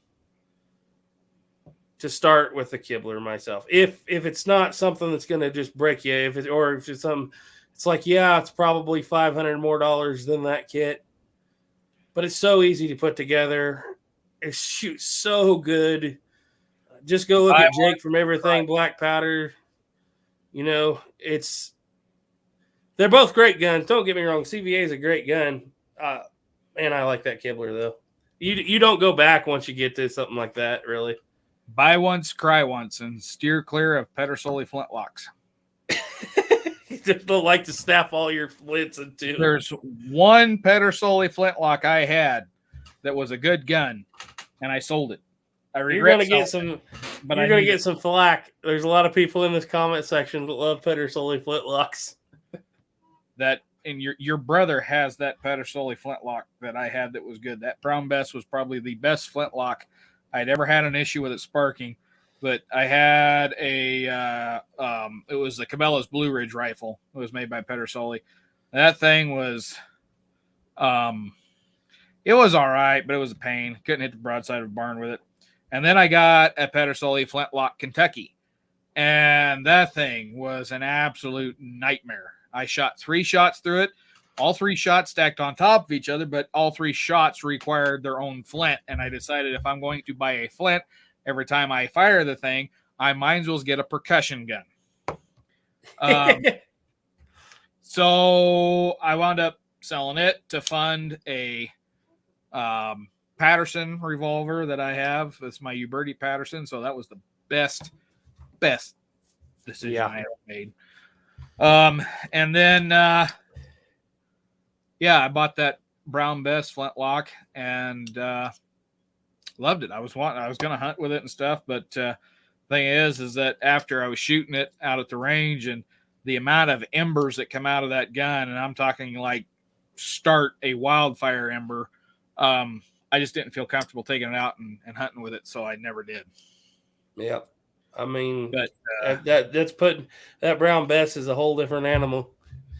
I spit lube the patches when I was doing the patch, because when I was testing it in that video where I shot a clover leaf at 50 yards with it, I had to go out there and stomp those patches out, and I spit lubed them. I tried soaking the patches in boar butter, and it would ignite them every time. You go out there and they're just a burning ball of embers. Oh, Serpent Hanzo says, Ethan said just get a rifle shop kit. They're easy to build. Laugh out loud. Get a Ferguson. Yeah. Serpent Hanzo has one that you'll enjoy here. P38 or P51 Mustang? P38 Lightning or P51 Mustang? P38. I'm a Lightning guy myself. It's one of those. The P38 is a beautiful plane, but Mustang's going to win out because if I remember reading right, the P38s had to be pretty high up in the air to really perform all that well. Same as the Thunderbolt. Mm-hmm. The P38's the double fuselage, right? Yep. Yeah, it's the Lightning. Well, a lot of those were made in Wichita. But the P51, great multi-role fighter. P38 was, it had its bonuses. I used to have a flight simulator, and it was, what the heck was it? It was IL-2 Stormovic, and then that company released one on the Pacific, basically the Pacific equivalent. But anyway, when I do like the missions where it was like a strafing run and fighting role, I'd always go with the P38 because they're great for ground attack. But if it was just straight like bomber defense or something, P51 every time. Yep. Kathy West said, I'm very new to black powder. I don't know where to start. Depending on where you want to go or what you want to do, we just kind of talked about the rifle portion of it. If you want to get into the revolver portion of it, you can never go wrong with the 51 Navy. It's a smaller caliber. It won't burn up as much powder. It's a little cheaper to shoot. And not a lot of recoil to them. Very little recoil. You shoot a maximum charge all day. It's like shooting a 22. Bear in mind, caps are hard to find nowadays. That's the thing. Caps are hard to find. And I think that's why there's such an interest in flintlocks recently in the black powder area. I should say the interest is getting higher in flintlocks is because caps are hard to find. Flints, well, you can buy them, or if you're do-it-yourselfer like me and Garrett are, you can go walk the river and find plenty of flint sitting down in the river. Yep. You get flint napping. If caps aren't an issue, that kind of changes the rifle dynamic because we were talking about starter flintlocks. Mm-hmm. Now, if you're wanting to start with a cap lock, quote-unquote, Hawken that they make today, that's not a bad way to start. No. Because flintlocks, they're a little more finicky on the beginner guns. Whereas cap lock, all it is smack the cap and away you go. Right. And so I like a CVA. I'm not going to handle it here, but right up there on that blonde one is a CVA mountain rifle. It's around a $300 gun. They quit making them in the 80s, but those are pretty decent. Not historically accurate, but pretty decent. Not bad. I'm just curious. Now I need to go. I'm going to go over to Dixie and see what the price point is. Oh, don't look for a Pedersoli, Hawken, if you're looking for a low price Ooh, point. I know Pedersoli has gotten ridiculous. I think they're close to $2,000. I might be wrong, but I think it's like $1,600. Oh, let's see. Oh, that was the wrong thing. That was kits. So a Traditions Kentucky Rifle percussion kit right now is $395. So they haven't gone up too high. Oh, hey, they got a Pedersoli Magnum double barrel 10 gauge shotgun kit for the same price that I could have bought a fully completed one 3 years ago. I think they're up to $100 now. Let's see here. Yeah, you got a Pedersoli percussion kit 32 for $750. So this is their Kentucky style. They're all in the $750 range. And bear in mind, this is a kit. Here's an Invest Arms Hawken kit. 54. Is that the Gimmer?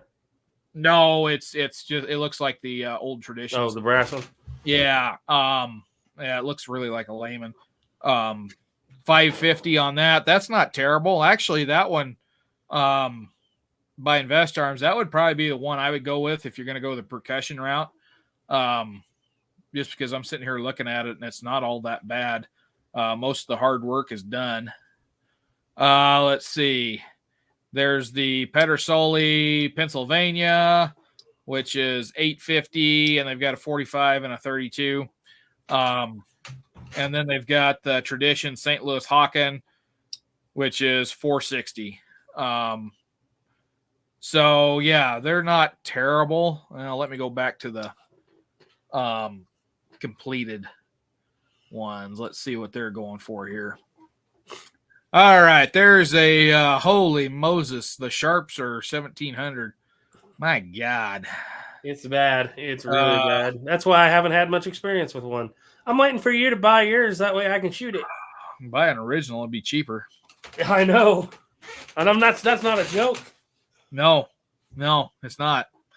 Let's see. Oh, they got a Pedersoli Mauser rifle for 2,100.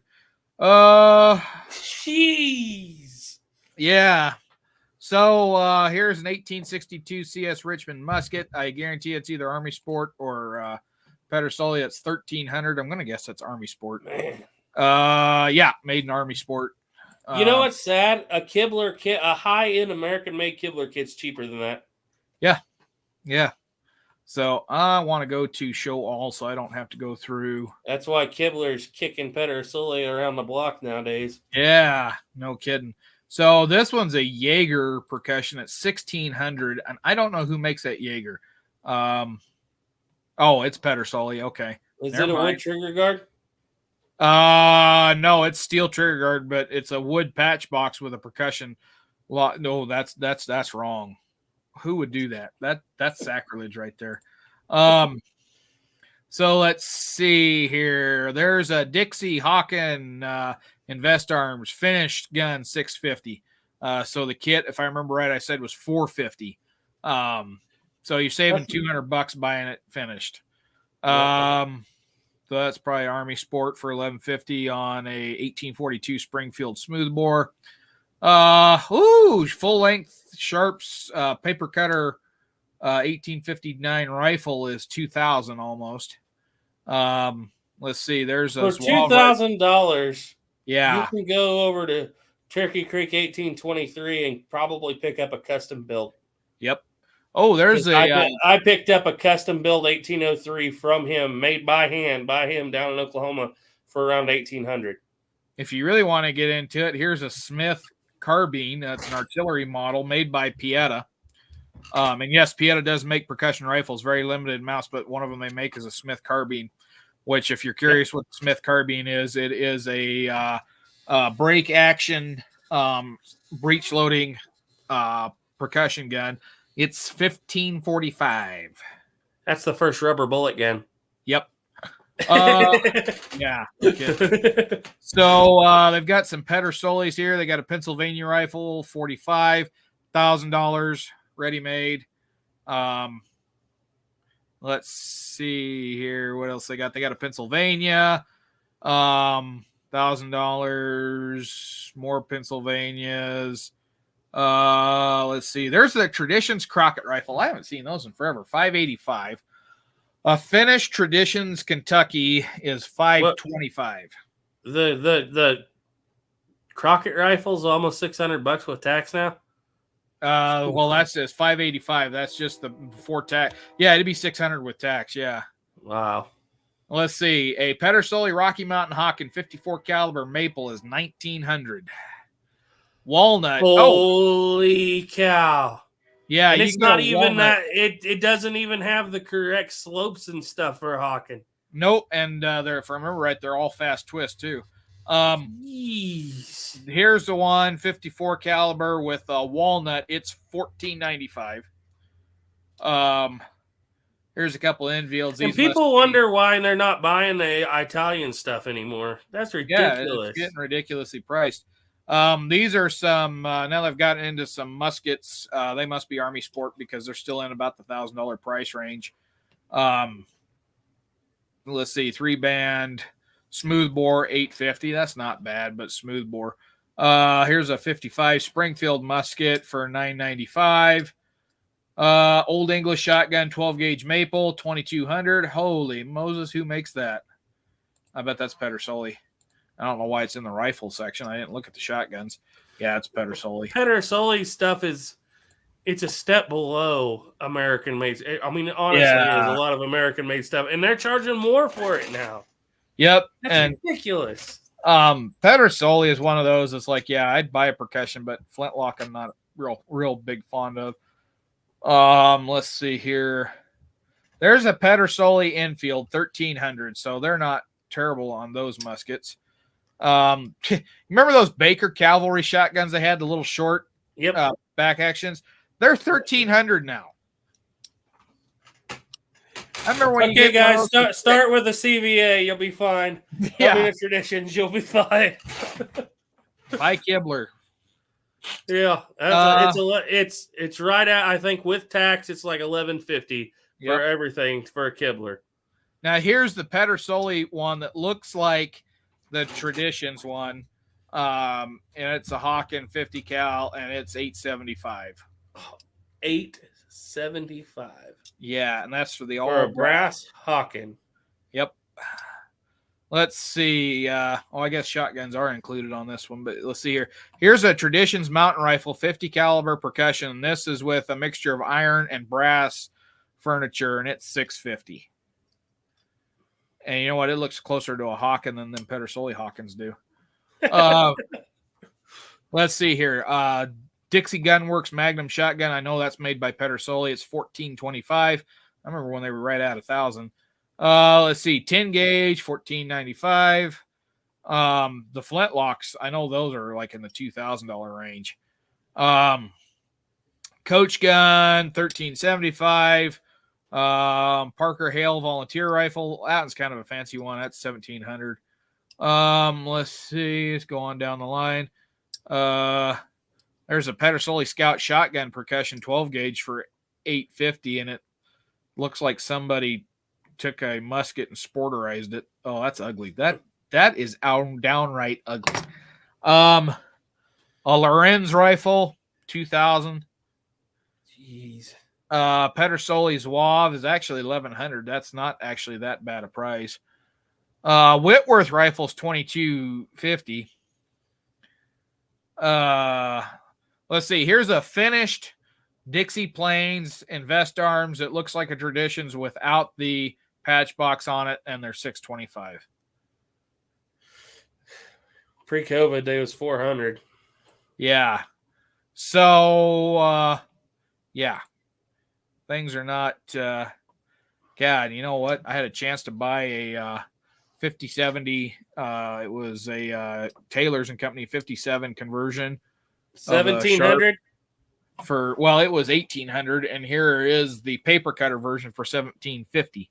Yeah, about 1,700 is what I seen them going for, and that was when I was like, I can buy an original for about 12. But I can't believe it. Yeah, this and it's not in stock, but this 10 gauge kit, Pedersoli kit, basically you have to do some woodwork on it, is $1,175. I remember when I was looking at buying one of these shotguns back in 2016, I think they were like $800. I think the 10 gauge actually was at $1,000. But my goodness, this is bad. Mm-hmm. This is really bad. Tim O'Neill said InvestArms uses a European oak, flat sawed, not quarter sawn, thermostat varnish for stocks. I'm a Dixie customer. Yeah, I think we've all had InvestArms. Was your first one InvestArms? I still have an InvestArms. In fact, it's sitting on the other side of the safe there because I tried to use it to kill a mouse the other day. And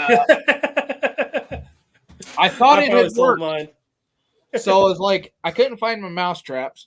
I just got back from Wyoming, and I had a little mouse in here, and I think he finally died from eating mouse poison because he had taken the packet of mouse poison that was in there and had taken that poison out and stashed it in every one of the holsters I had sitting in a box in front of this safe when I moved in. So I picked up holsters. I'm pouring out mouse poison like crazy. But anyway, so I wake up 3 o'clock in the morning, and that little sucker's over there chewing on the metal wire frame in front of my water heater. And couldn't find the mouse traps. So I thought, I'll kill him with a rifle. And I was like, I don't want to throw a ball right next to my water heater. So I thought, I'll just use a piece of paper towel and about 10 grains of powder. And I thought, no, I didn't want to ignite the paper towel and light my house on fire. So I thought, well, maybe the percussion cap would be enough to kill him with just the paper towel, no powder. So I wad up a ball, I shove it down in there, and I go over, boom, popped him in the head.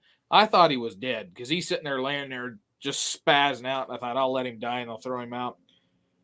And about 15 minutes later, I hear the chewing again. And I'm like, you got to be kidding me. And I walk over there, and I thought it's another mouse. No, here's this mouse with this black spot on top of his head chewing on the wire frame again. That rifle's still sitting there being waited to put in. And I thought, this would be a great time that I should have had a BB gun. Give me a BB gun. If I'd have walked over to my dad's, I could have. I get a commentator here wrote something kind of interesting. He said, I just bought a full-size sedan with 100,000 miles and a V8. Cheaper than a Pedersoli. It's a Mercury. Lord, I'm crazy about a Mercury. Going to buy me a Mercury and cruise it up and down the road. I mean, you remember that song. Tim O'Neill said, I priced a 62 Fowler track of the Wolf cheap. It was $2,000 for parts. Left hand inlet it yourself. Yeah, that's I'm a left-handed shooter all day long, but I don't shoot flintlocks left-handed. Now I'm curious. I shoot flintlocks left-handed. I don't have to have a left-handed flintlock. I had one for a while, and I found out that I was so used to shooting the right-handed flintlock that even though I was shooting left-handed, everything was backwards. It's like I didn't drop the front of the rifle to cock the gun, which everybody's like, you can't have a right-handed flintlock. You have to drop the front of the gun to cock it. I'm like, yeah, but after you shot it, you got to drop the front of the gun anyway. So what's the point? So I'm going to go on Track of the Wolf. So I'm on their gun kit section. They only have 4 options for percussion. So I'll look at the trade rifles, the layman's. And that starts at $910, and that's for a kit. I don't know. Let's see. So that I really got to get one of those. It's a mostly inlet kit. You're going to have to do a lot of inletting yourself. You're going to have to seat your barrel lug by yourself. So when it's all said and done, if you have them do a lot of that work for you, you're looking at the same price as if you used to buy a Kibler. Yep. So here's the question. And I've faced this question myself a lot here lately. Well, in the last couple of years. If I want to do this, which you and me have both been over these Dickert rifles, the Lehman rifle, the Hawken rifle, all the stuff they sell. And I even got a guy that'll build it for me probably if I ask him. Matter of fact, he already said he would. But do you really want that Lehman in a 50 or do you want a Hawken in 62? You can get a Lehman up to 58. Well, on there you can. Because I think it's up to 50. Because they've got the flintlocks and they've got the percussion guns. Whoops, I clicked on the wrong one. I don't want the Southern Mountain ones.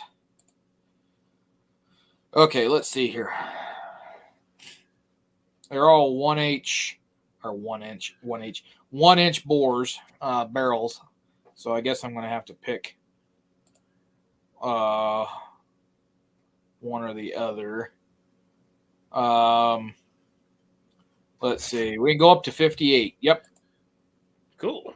Go up to a 58 caliber on that Lehman. But the thing of it is, on that Lehman, with that really severe crescent moon buttstock, you want to make sure you have that perfectly placed in your shoulder. Do not shoot it like you shoot your granddaddy's shotgun. Shoot across sideways. You put that sucker to where it's sitting, the bottom of that thing is in your armpit. Because if you don't do it that way, you're going to have a nice hole here and a nice hole down here because that sucker is going to bite into your shoulder. Yep. Yeah, you got to shoot them across your body, or you, like I said, you have to chicken wing it and put them out there, because they will bite. Yep. Plowboy said he wants a 54 rifled barrel, so that's either a Woods Runner or Colonial American. Yeah, I'll say this. The Colonial was the first gun they brought out, so it's a little more complicated, as in you have to actually drill. One of the harder parts actually is drilling the pin, the holes for the pins, which doesn't sound like it should be that hard, but it is. The Woods Runner is literally a snap it together and go.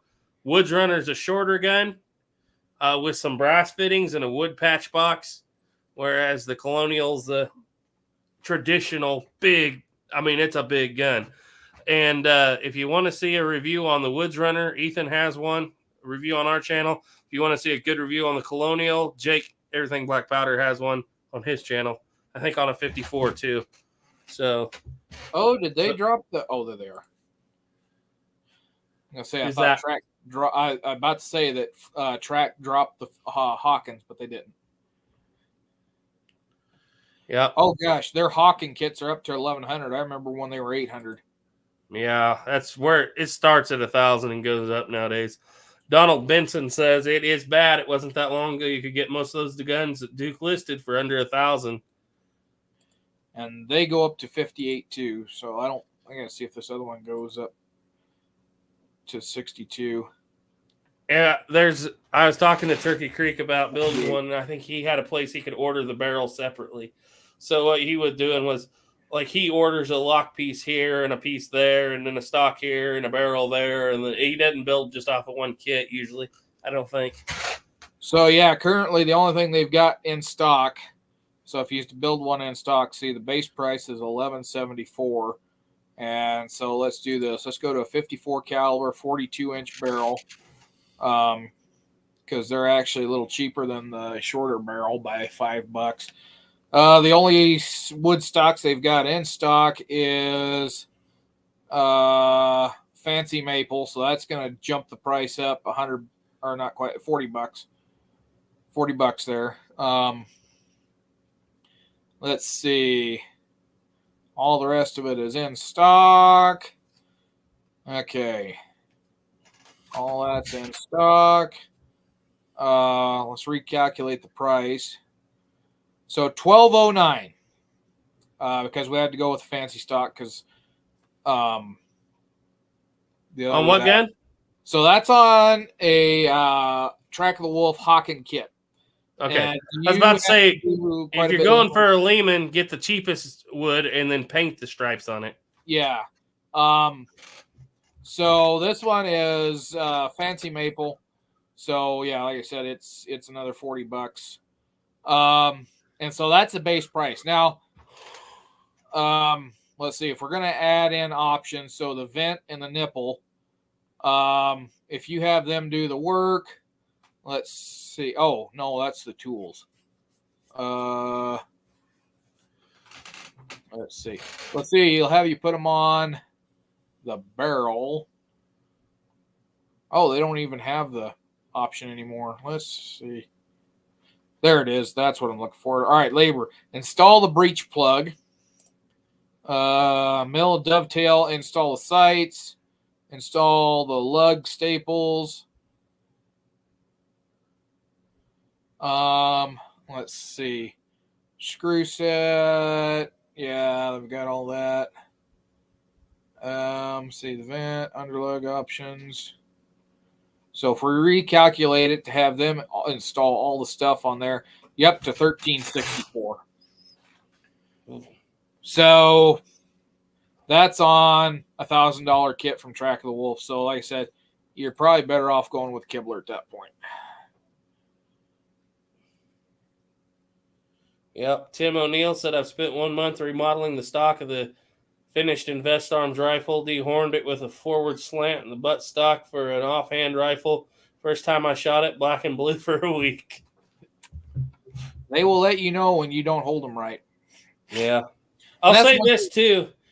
One thing that a lot of people don't point out when you're getting into these kits and these higher end or custom guns, the larger the caliber per size of the gun, a lot of people don't discuss this, the lighter, more nimble, and easier the gun is to point.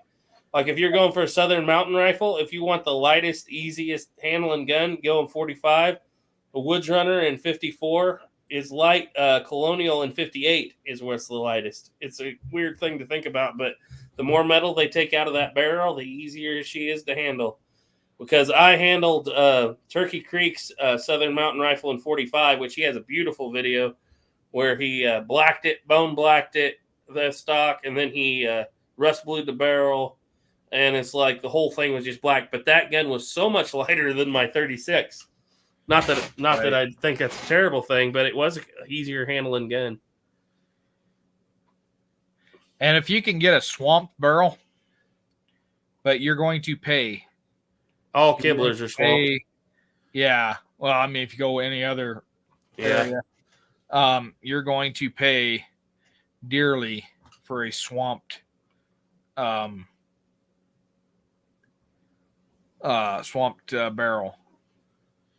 But it makes all the difference in the world for handling. Yeah. I mean, I didn't believe it till I got my hands on one. Now I own one. And that's, if I got to go hunt a squirrel, I wouldn't take a 22 now.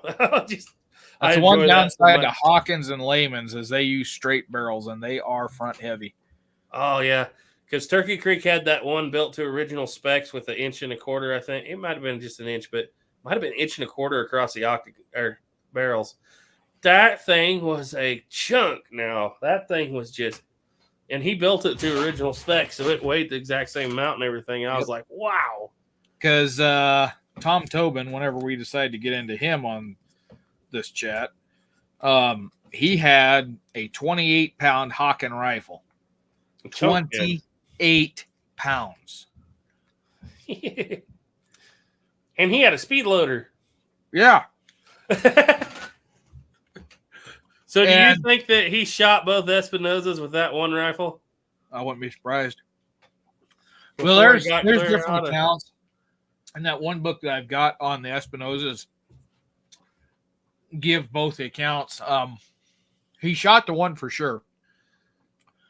But he also says it's likely that the cavalry soldiers that were attached to him shot the other Espinosa because he was running away.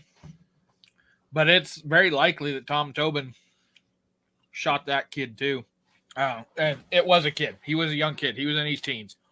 Well, they say he could shoot fast with that leather capper. Because he had a leather capper, and one thing that has been going on for a long time is that they would carry balls in this wood block.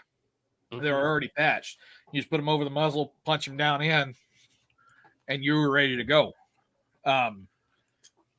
So I could see him doing it. He probably grabbed his powder horn, pulled the thing off, dumped in his charge, and been shooting long enough. He could probably count and tell you how good of a, when it was full enough. Throw that block up on there and ram it down in, cap it. He might have done it. Yep, very possible. Stephen M. Mann said yes. Remember, what would Ashley do? Yeah, he's had that project in his mind for a long time, trying to build the perfect flintlock rifle. I believe one of his specifications that Stephen had on that was it needed to be a rifle, but he needed like either a Charleville or a 1803 Harper's Ferry or a Brown Bess military lock. Throw a lot of sparks with a big lock, which would be kind of cool. If I remember it, they had a lot of Lehmans. Mm-hmm. Because that one wagon blew up with a bunch of Lehman rifles. Well, I don't think Lehman came after Hawken by quite a while. Like maybe 34 or 5 before they really took off, I think. What the heck was I thinking of then? Or was I thinking Northwest Trade Guns? Well, I know they had trade guns and one Hawken maybe, but I thought they had Lehmans. Well, what's stuck in my mind is 1803s, but that's not them. That's the guys that fought the Iricker. Not them, the ones that fought the Iricker. The guys that came. Let me see. Look up when did Lehman start. I want to say 35 to 38. He was late to the game. William Schlossler says, hey, guys. Because I'm trying to think. Because I thought they really got their name from where they were made. Well, Henry Lehman was the maker. Well, I thought that was Lehman, Pennsylvania. Why am I having brain farts tonight? Henry Lehman made them. They were made in Lancaster. Yeah, Lancaster style guns, but with brass. Yeah, they're made in Lancaster. What the heck? What gun was I thinking of that they had with them? Well, Lewis and Clark took some form of 1803 Harper's Ferry. Right, I knew they 1795. The more common guns are. We talked about this once. A guy named Milk was building some guns. Then at the time they might have took some. There was talk about rifles. Remember, there was talk about rifles from the pits, but I think it was smoothbores. I don't know if it was like necessarily. We had this discussion. I did some reading on it, and for whatever reason, I cannot think of. Well, I mean, they did have the Super Hawken, but that was like on trip 2, and that was one Hawken, as far as I know, not a bunch of them. Because what was the one that the wagon blew up and destroyed a bunch of them? That wagon blew up and destroyed a bunch of their traps and stuff. And so they went to Hawken to have goods made. Right. Or am I having a brain fart and thinking of something totally unrelated? I don't remember talking exactly what they had, but I'm pretty sure it wasn't Lehman's yet. Fusees or Northwest guns, I would imagine, or Brown Besses even. Yeah, wouldn't have been a lot of Brown Besses on the market right then. They started hitting the market a little bit later. I want to say that was in the 1840s when the Mexican Army started getting them, because that's when they really started becoming a trade item. Was some of them were coming from Mexico. It's in the book, wherever the book is. Let's see. I don't remember where they were my book.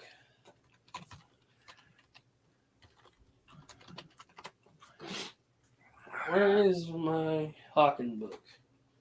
Okay. I don't know where it went. 1834 is when he got started, so it was not him. Yeah. Well, why am I having a brain fart?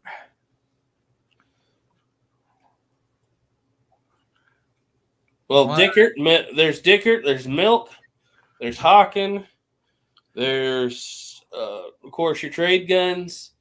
There's a couple more of those Lancaster-style guys. We're making them, too, and sticking them out, which Dickert's one of those Lancaster-style guys.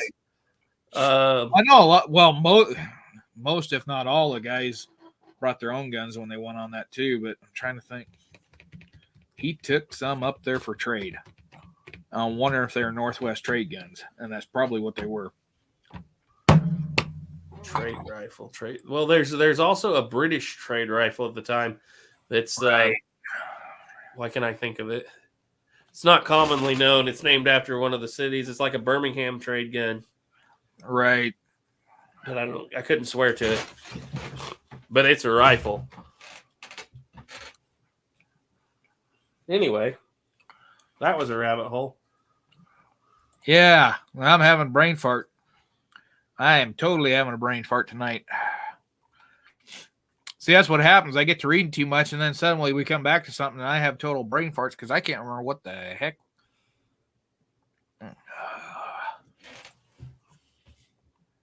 Let's see here.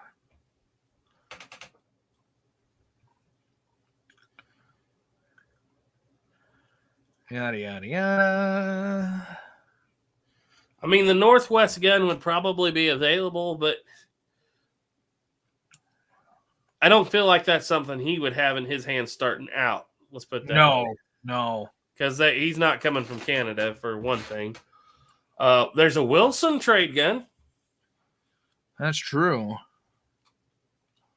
Saboteur That may said actually Tyon. be- What's that?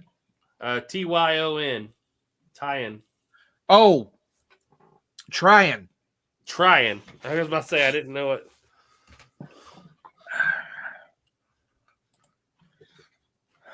Well, no mention of. Maybe he didn't. I might be thinking of something totally different. Well, there's a trade deal that went on, and I know what you're talking about but I don't think it was Trip 1. Because they There was weren't really. A trade deal where they took a bunch of guns, not to the Eureka or anybody like that, but to like a northern Wisconsin tribe or a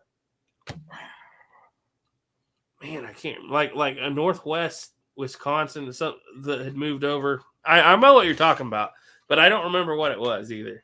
It's been a while. Sorry, guys. I had total brain fart on this one. But Well, it's probably because you just hit 2 hours and 30 minutes. we had this discussion before. We've had it a bunch before, but we've been out of the fur trade talk for so long, I can't remember. We went to Indian Wars. Yeah. All right. I'm going to say, I don't know. I ain't got a clue. If he even took a bunch of guns up there, he might not have. I think those were company guns. Okay. In my mind, I'm picturing Hawkins rifles, but right across the road, one building to the side, is where the company traded the guns of Ashley's company's guns were bought across the road. I know they were because he didn't buy them from Hawkins. Right. Okay. All right, here we go. Here's a good question. Change our mind here. A saboteur said Belgium copies. But William Sausage said, were the repeater rifles at the boxcar fight the same as Weiler's mounted infantry used in the Civil War? Boxcar fight. I think he means the wagon box fight. You but mean that wagon box fight? That's what I'm thinking.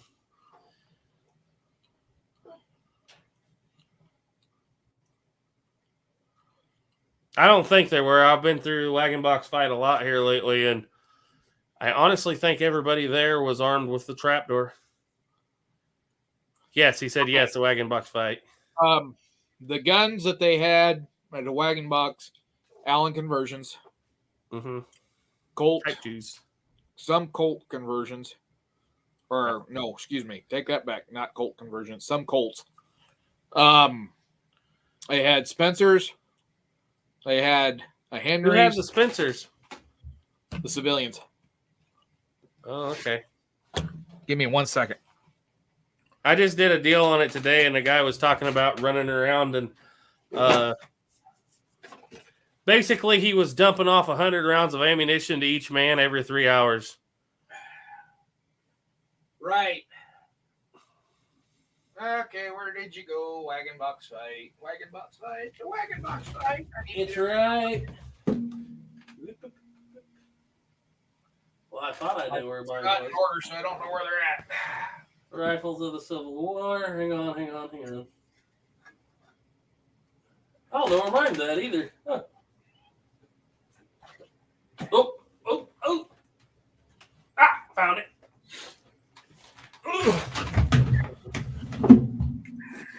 Not putting the tar down. Jerry Keenan, wagon box fight. Episode of Red Claws War. Ha beat you. Hey, how comes yours bluer than mine? Because I've got a new webcam. Okay. I bet if I turned my main light on, it would be blue. It's still not quite as blue. Okay. Oh, yeah. Let's see. Now here. she's blue.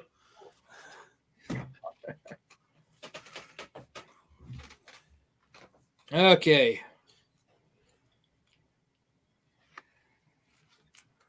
What are we looking for? Guns? A fight at the corral. Okay.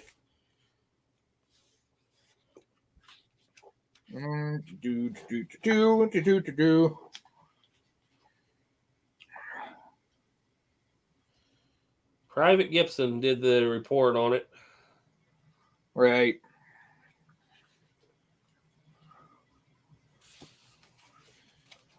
Oh, yeah, because Janess stood up there and was standing. I was told to get down. He says, I know how to fight Indians, and took a bullet to the forehead. Yep. I was amazed to find out how many of the guys there actually were at the Fetterman deal that came out. A lot of the guys there had dragged the bodies out of the Fetterman massacre. Let's see. What I found interesting was where Gibson said that since he had been at trying to build Fort Phil Kearny over the year and a half prior to that, he'd been in 12 engagements. I never heard about those engagements, I guess. Yeah, but probably small skirmish, little hit and runs.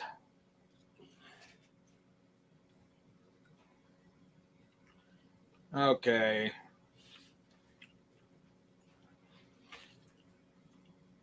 This one doesn't get as much into it.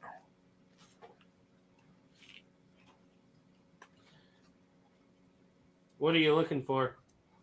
I was looking for the list of guns that they used. Oh, hang on. Well, a lot would be told if you knew exactly what units were there.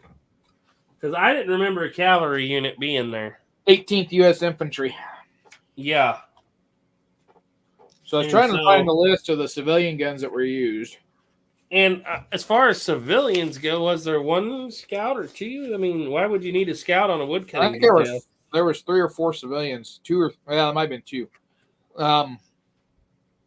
But I don't think I'm going to find it in this book. I'm going to have to grab my other book here.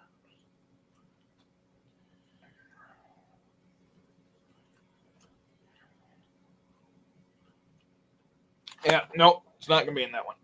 Okay, all right. So, ammunition found, iron-tipped, hand-forged tent pin, 58 caliber mini ball incoming from native side, fired 52 caliber Indian ball incoming from native side, fired 50-70 450 cartridge cases, 50-70 450 bullets, 3-groove rifling from the M1866 second Allen conversion outgoing, 36 caliber conical ball U.S. fired outgoing, 44 caliber conical balls U.S. fired outgoing, live unfired 50-70 450 cartridges, and that's it.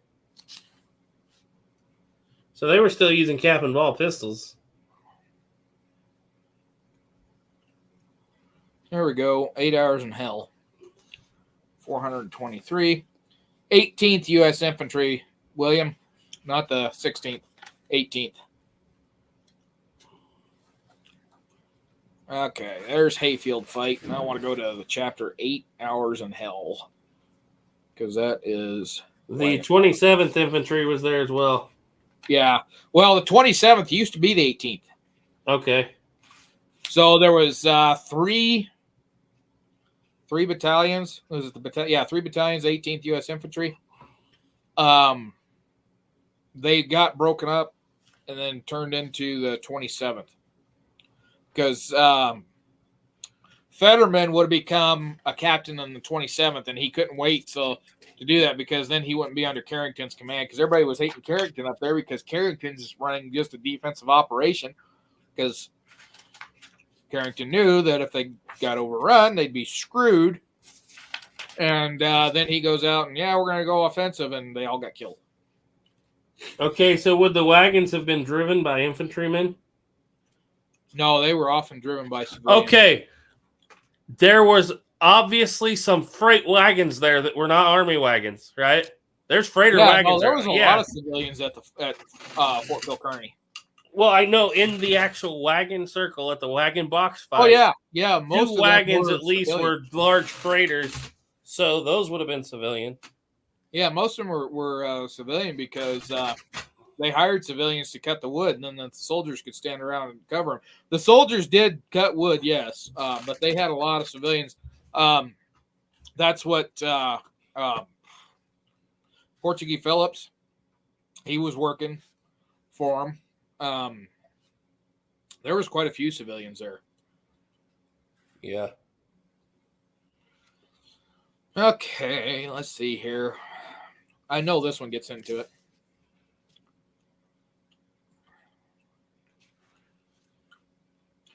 So, according to this, the natives did have quite a few guns. They had pistols, muskets, carbines, rifles, shotguns, and bows. But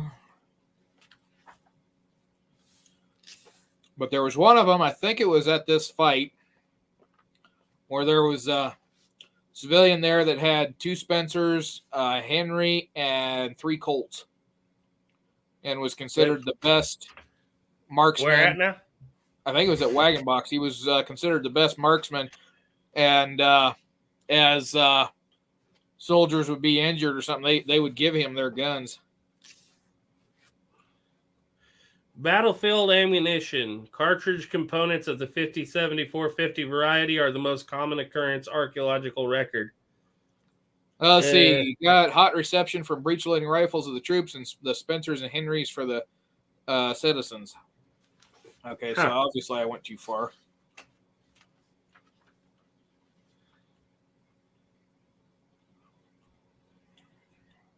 "23 cartridge cases of 50-70 government type were found between 1993 and 1994.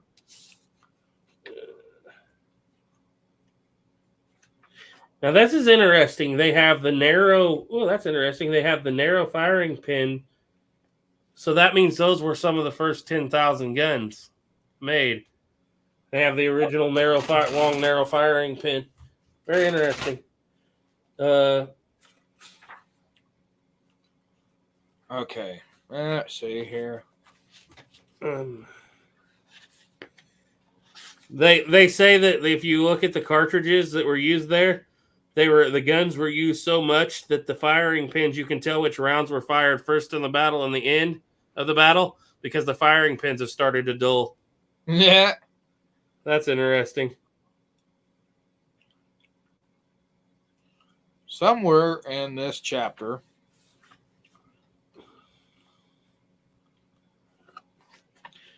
see, the poor shots were told not to shoot, set to work for loading spare guns for the ones that were good marksmen.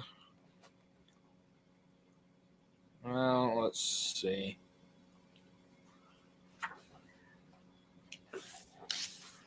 That's interesting. They found cases from 5650s and 5656. Yeah. The 5656 were probably the ones the civilians had. Yeah, those are old. And still digging through here. The 5650s. 2 Spencer cases from Wagon Box have markings on their case heads. One is to be a 5652 case with a head stamp for the V&V Co., which is probably FV&V Co., which stands for Fitch Van Grooves. That might have been that split breech. One of them, they talk about a split breech Remington rolling block.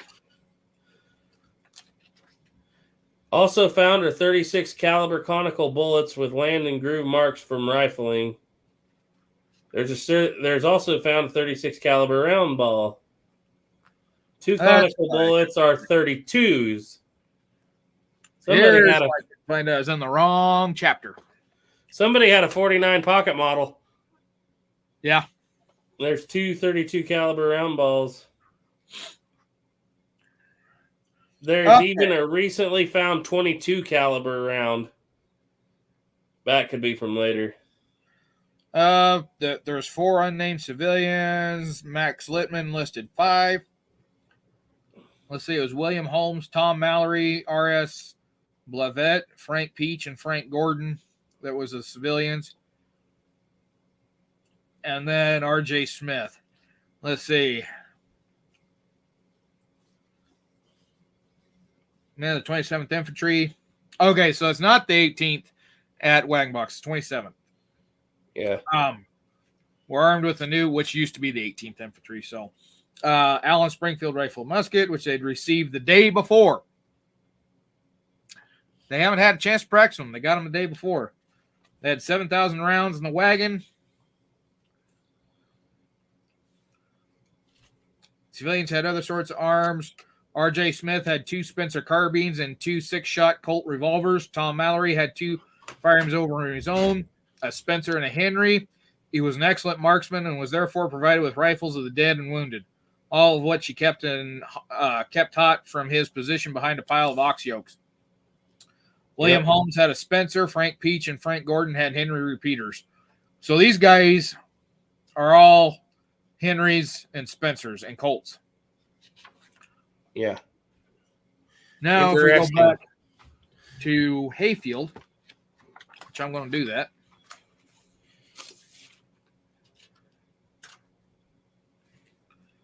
All right, 379. Now, this is interesting. 9 conical bullets with 2 grease grooves and 1 ball believed are 50 caliber. A 50 caliber conical? Sharps. Oh, yeah.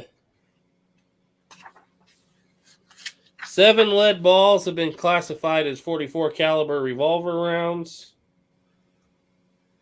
They show sprue projections.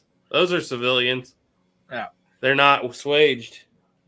From their molding stage, ring impressions from contact with ramrods from having been fired. Both attackers and defenders would have had access to 1860 Army Colts using this ammunition.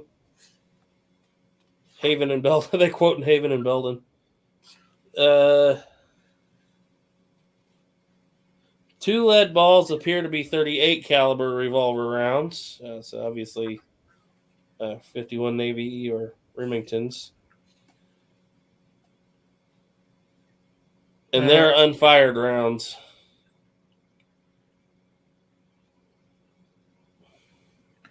See, inside 4 conical 38. 23 soldiers and 12 civilians.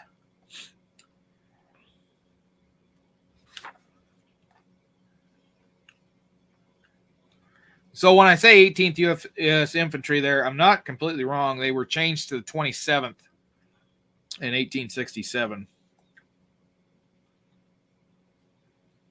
Yeah.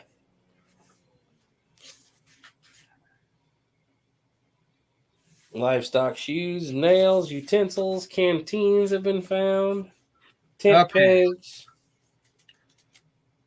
Zeke Colvin carried an Enfield that he'd picked up at Wilson's Creek.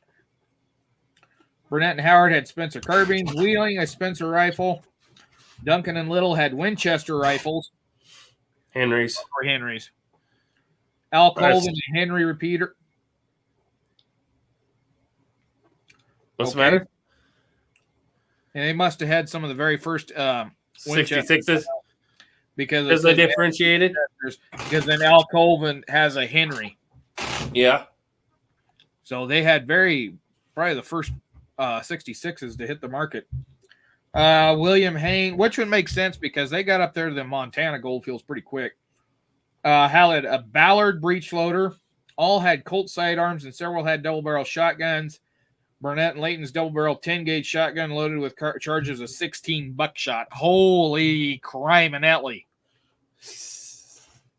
So somebody needs to fund either Garrett or me so we can get a double barrel 10-gauge Pedersoli off of Dixie Gun Works, and we can put in 16 buckshot and see how that does. I have a double barrel.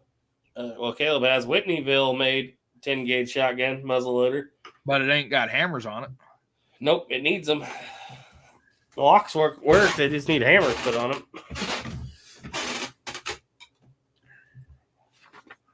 Okay. So, yeah, looks like there's mostly Henry's and Spencer's were probably the two most common that were up there in that area. It never fails. Every time we do a chat, Red Cloud's War is going to come into it. Yep. I know because I've been doing a lot of study on that one here lately. And I like how they said that. Garrett's not losing his mind. He's trying to get his camera in focus. Yeah. I can go to settings, touch up my appearance, All right. I don't know. I may have to. It may be. I need a camera myself. Clean your lens. Oh, it's not that. I've done it before. It's when I rolled back, I leaned back, it went out of focus. Oh, everything's out of focus. Yep. I might have to start thinking about calling it a night anyway. It's 11:30 here.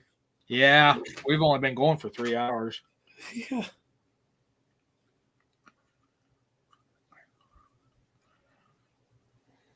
Yep. So, yeah, we'll cut it off here at the 3-hour mark. If anybody that's still with us has any questions, comments, concerns. How many we got left in here? 30. We're doing pretty good for this late. Yep. I know a lot of people are starting to sign off. Yep. Louisiana Gray said they were laying down some cover fire. Well, they sure got plenty of practice time that day. Yeah, they shot a lot of rounds. That's no joke. We had 7,000 rounds inside that wagon box. Yep. And they shot a lot of them. 30,000 rounds they got delivered. Yep. It was a lot of rounds that got delivered with them guns. But when people ask, well, why didn't they jam like the guns that Custer had jammed? It's like, well, they were new and out of the box. Custer's had sit in leather for several weeks. That's exactly right. I got to grab a Coke here. Kent said, great show, fellas. Yeah, I'm about to not make it. Well, can you make it to the 3-hour mark? Yep, that's 7 more minutes. I can make it that far. This went by so fast. The last few minutes are going to drag out slow. See, if I got up here, I'd get in focus. Almost. Kind of. I used to be able to fix it down here in my settings, but then it got to where it doesn't do that anymore. It's funny, I'm set for 1080, but I'm on streaming in 720. That's the stream settings. Yeah. Yeah, because I think I looked into that, and you have to get the high dollar premium. Yeah, mine only let me go to 720. I flipped around. Now I'm facing the other way. You look the same to me. Oh, yeah? Yeah. How about now? Yeah. Can I move Duke? No, I can ban him from the studio, though. That'd be mean. Yeah, ban me from my own show. Ban you from your own show. That's about as bad as getting lost in your own museum. Carrie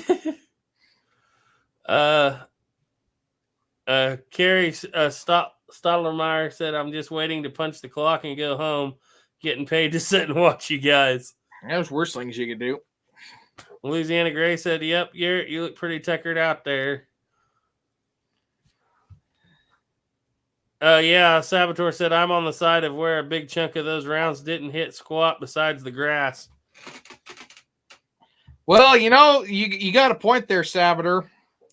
But when you think about it, there's 800 Indians and they can only kill four people total. I think their bullets and arrows weren't hitting squat either. Yep.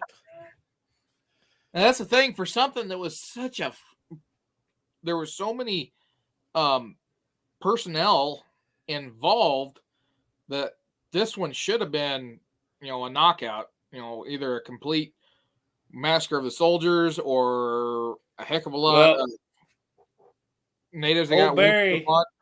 Barry used to say it's hard to surround a man with a barking 38 in his hand. It's hard to surround a couple hundred soldiers with 7,000 rounds of 50 caliber 70 ammunition raining down on you. Yeah. That's big bullets and they're moving pretty good clip. And those rifles are easy to use. What was it that, I just read off? It was like 20-some soldiers and 10, 12 civilians. So Was that all there was? I didn't read that part very clearly. 23 soldiers and the 10, 12 civilians. So if you figure there's 10 civilians and 23 soldiers, that's 33 against 800. Yep. I do know that they got so hot they couldn't open the doors on their guns. Yeah. So that's they couldn't touch the but and they definitely weren't wasting any water on them because they didn't have much of that. Yeah, and Sabater, we need to get him on here one of these nights. But Sabater's right. Yeah, there were those that kind of got bored. They're sitting there like, "Oh, this is a waste of time for 20 some odd guys, and you can't even get within range." But I thought it was the howitzer that drove them away. But at the end of the day, yeah, there was that drove away the most of the force. But they couldn't get within range because them 50-70s apart. They did get close at Wagon Box because the Wagon Box is located. On the edge of a little slope that comes down. Yeah. And so they were sneaking up on the back of that slope and shooting arrows and bullets. They called them the snipers. The soldiers referred to them as the snipers. But it took 8 hours for the Army to decide to send out a howitzer.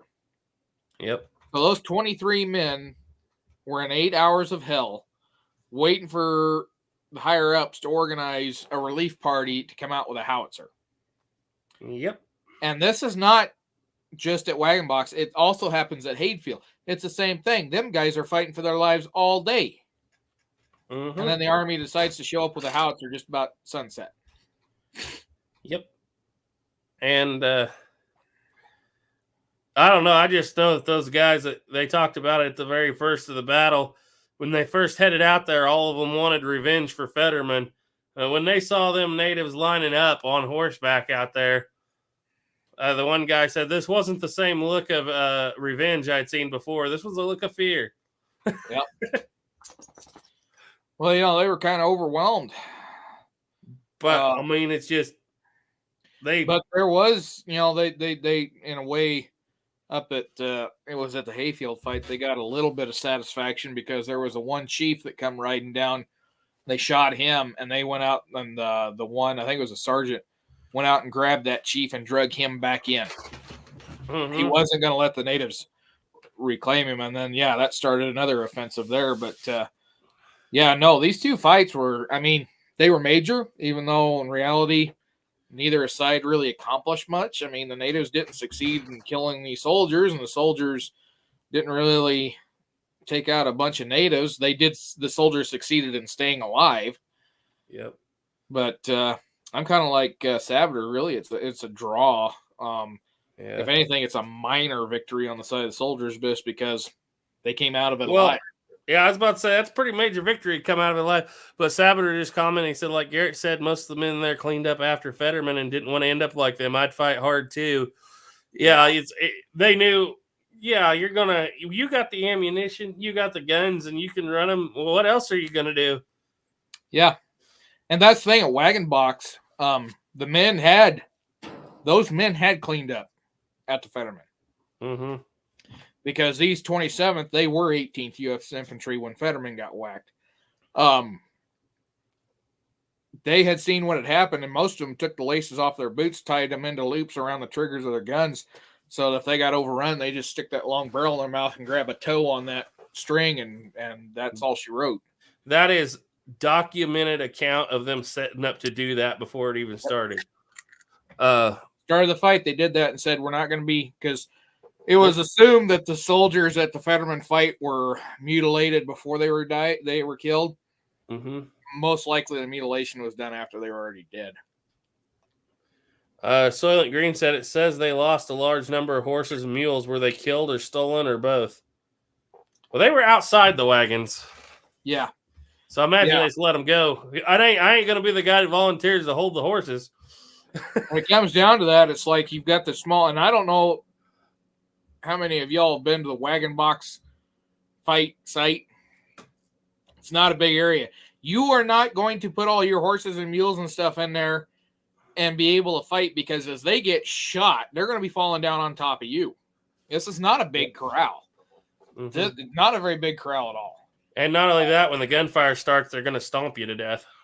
Yeah. So, in fact, it's just spaced out enough where you pretty much have a guy at the junction of each of those wagons. Mm-hmm. And, that'd be the shooting spot. Now, up at the hayfield, they had taken precaution. They'd bermed up. They'd packed dirt up close to those wagons for a little added defense, which probably saved their lives from being burned to death. Because the natives set fire to the hay, and that fire was coming at that wagon box corral.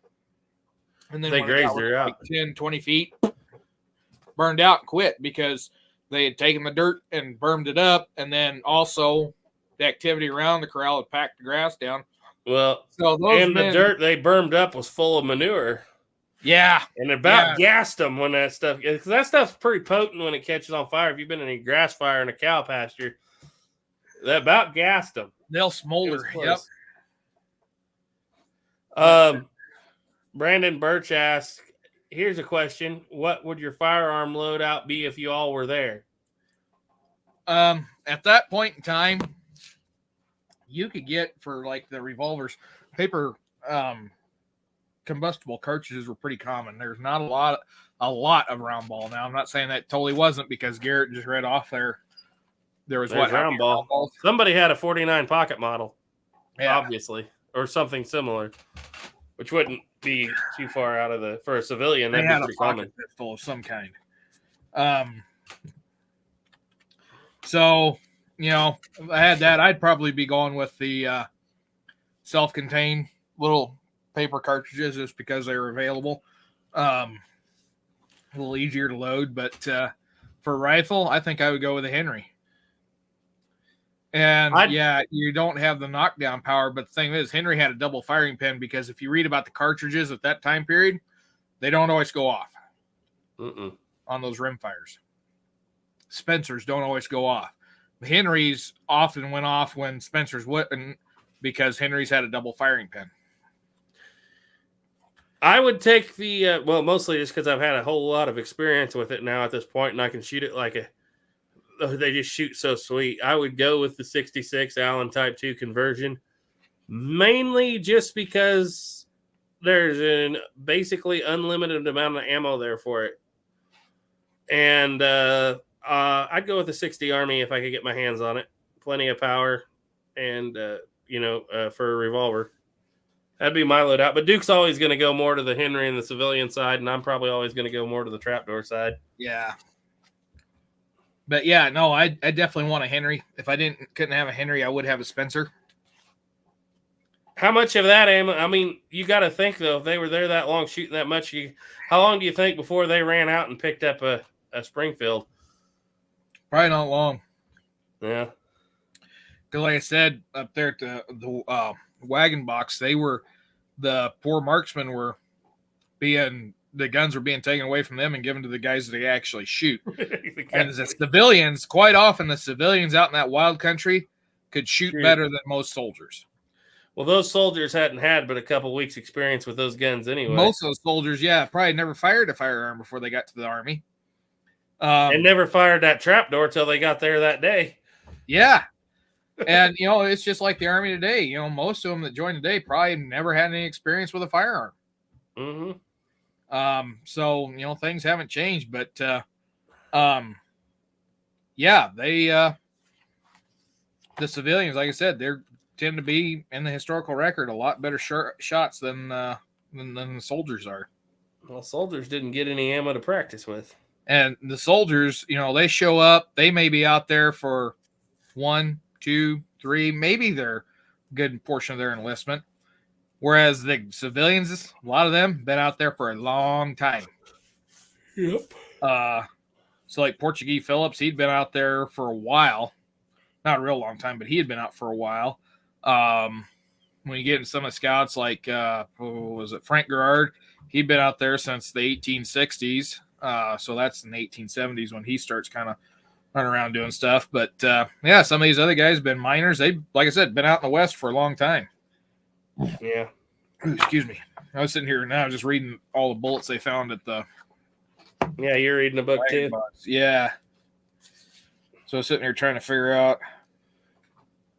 Largest they found was a 72 caliber round. So that was probably from a trade gun. It was actually probably from a Brown Best trade gun.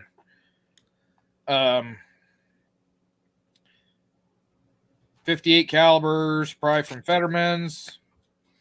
Let's see here. 56 caliber round ball.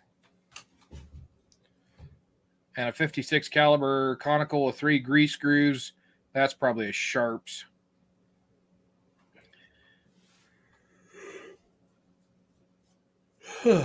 Uh, 50 caliber rounds. Yeah. 7 from a 44 caliber revolver. Yeah,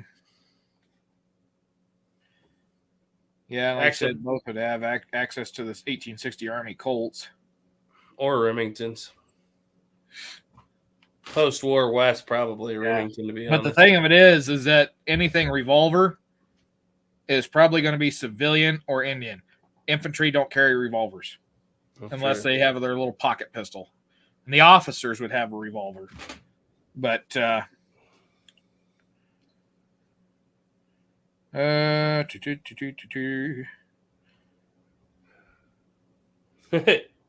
a 36 caliber with 3 grooves.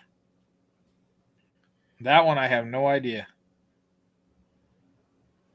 Probably a conical for a 51 Navy. Could be. Oh, yeah. Oh, now they say that's recent projectiles. Okay.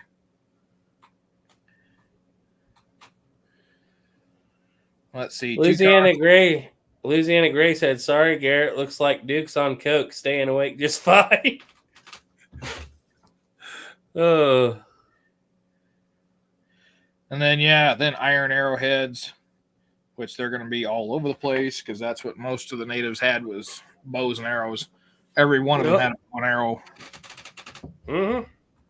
And they had fire arrows too that they launched inside the wagons, which I thought was kind of interesting. Mm-hmm.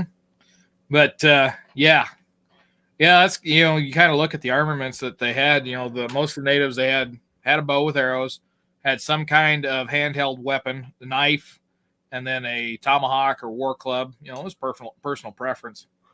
Make it pretty hard to get close. Yeah, but both of them had their own types of. Well, what was I trying to say here? Natives had, basically we're going to go attack these soldiers. Y'all fight. And it's disorganized, or I should say organized chaos. And then the soldiers, are all lined up. Come to find out, guerrilla warfare not what I meant. Regular warfare don't fare up to guerrilla warfare very well.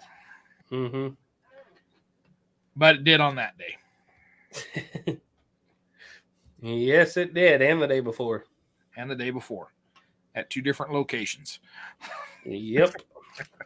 All right. We've gone past our 3-hour mark by 9 minutes now because we got off on a tangent. So you could light it with flint and steel.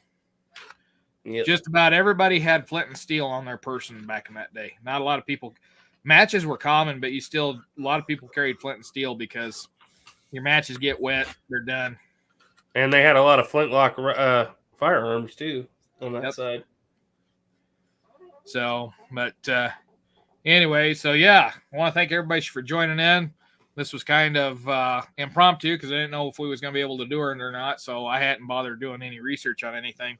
But here in a couple weeks, I know Garrett wants to get into Cheyenne Outbreak, and I think we're going to try to do it this time. Hopefully that all works out. If it doesn't, we may do that show from Garrett's. Oh, yeah, that's true. That is true. How about I forgot about that? Possibly build ourselves. We're possibly going to build ourselves a wagon bed and get some 66s, of which I have a couple out, and try that. And you know what? Nobody will be shooting back, though. Do you know of any people that have wagon boxes? Yes, I do, but I don't know if it would almost be just as easy for me to build one to spec out of 1-inch pine. Well, I was just going to say, what about a loan? Oh, I could probably do it. Yeah, I know exactly where there's one that's a green, actually Army-style wagon box, but I have to look into borrowing it back. It's not on a running gear, and it's about 40 miles away, so I'd have to haul it.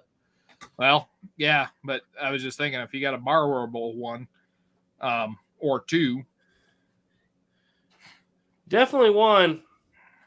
We'll do something. That'll be in the We'll make something video. work. And yeah, I'll dress up as civilian and Garrett can put on a sergeant's outfit. I ain't putting on no blue soldier's outfit. What are you talking about? You and me are both civilians that day. I just stole a 66 and so did you. Maybe we'll put Caleb in it. My personal 66 is cut down, so it's a civilian 66, which didn't exist yet, but hey, I'll just pretend. But anyways, so all right. Well, I want to thank everybody for coming on here tonight. Like I said, here in a couple of weeks, we'll try to do. If we don't do that, we'll have something lined out. And then, are you guys going to have a chat next week? That's the plan, unless something comes up. Yeah. So, I haven't got any guests, so right. So yeah, we'll just say that for the next couple of weeks, we're planning on chats, but just be ready that they may not happen. Yeah, a lot of stuff going on right now. Yeah, we're just going to leave it at that. If Garrett wants to get into it more, he can, but we're going to leave it at that for now. Well, are you ready to go? We're going to call it. So once again, thanks everybody for coming on. We'll catch you on the next one. Until then, stay tuned. Keep your powder dry. We'll see you later.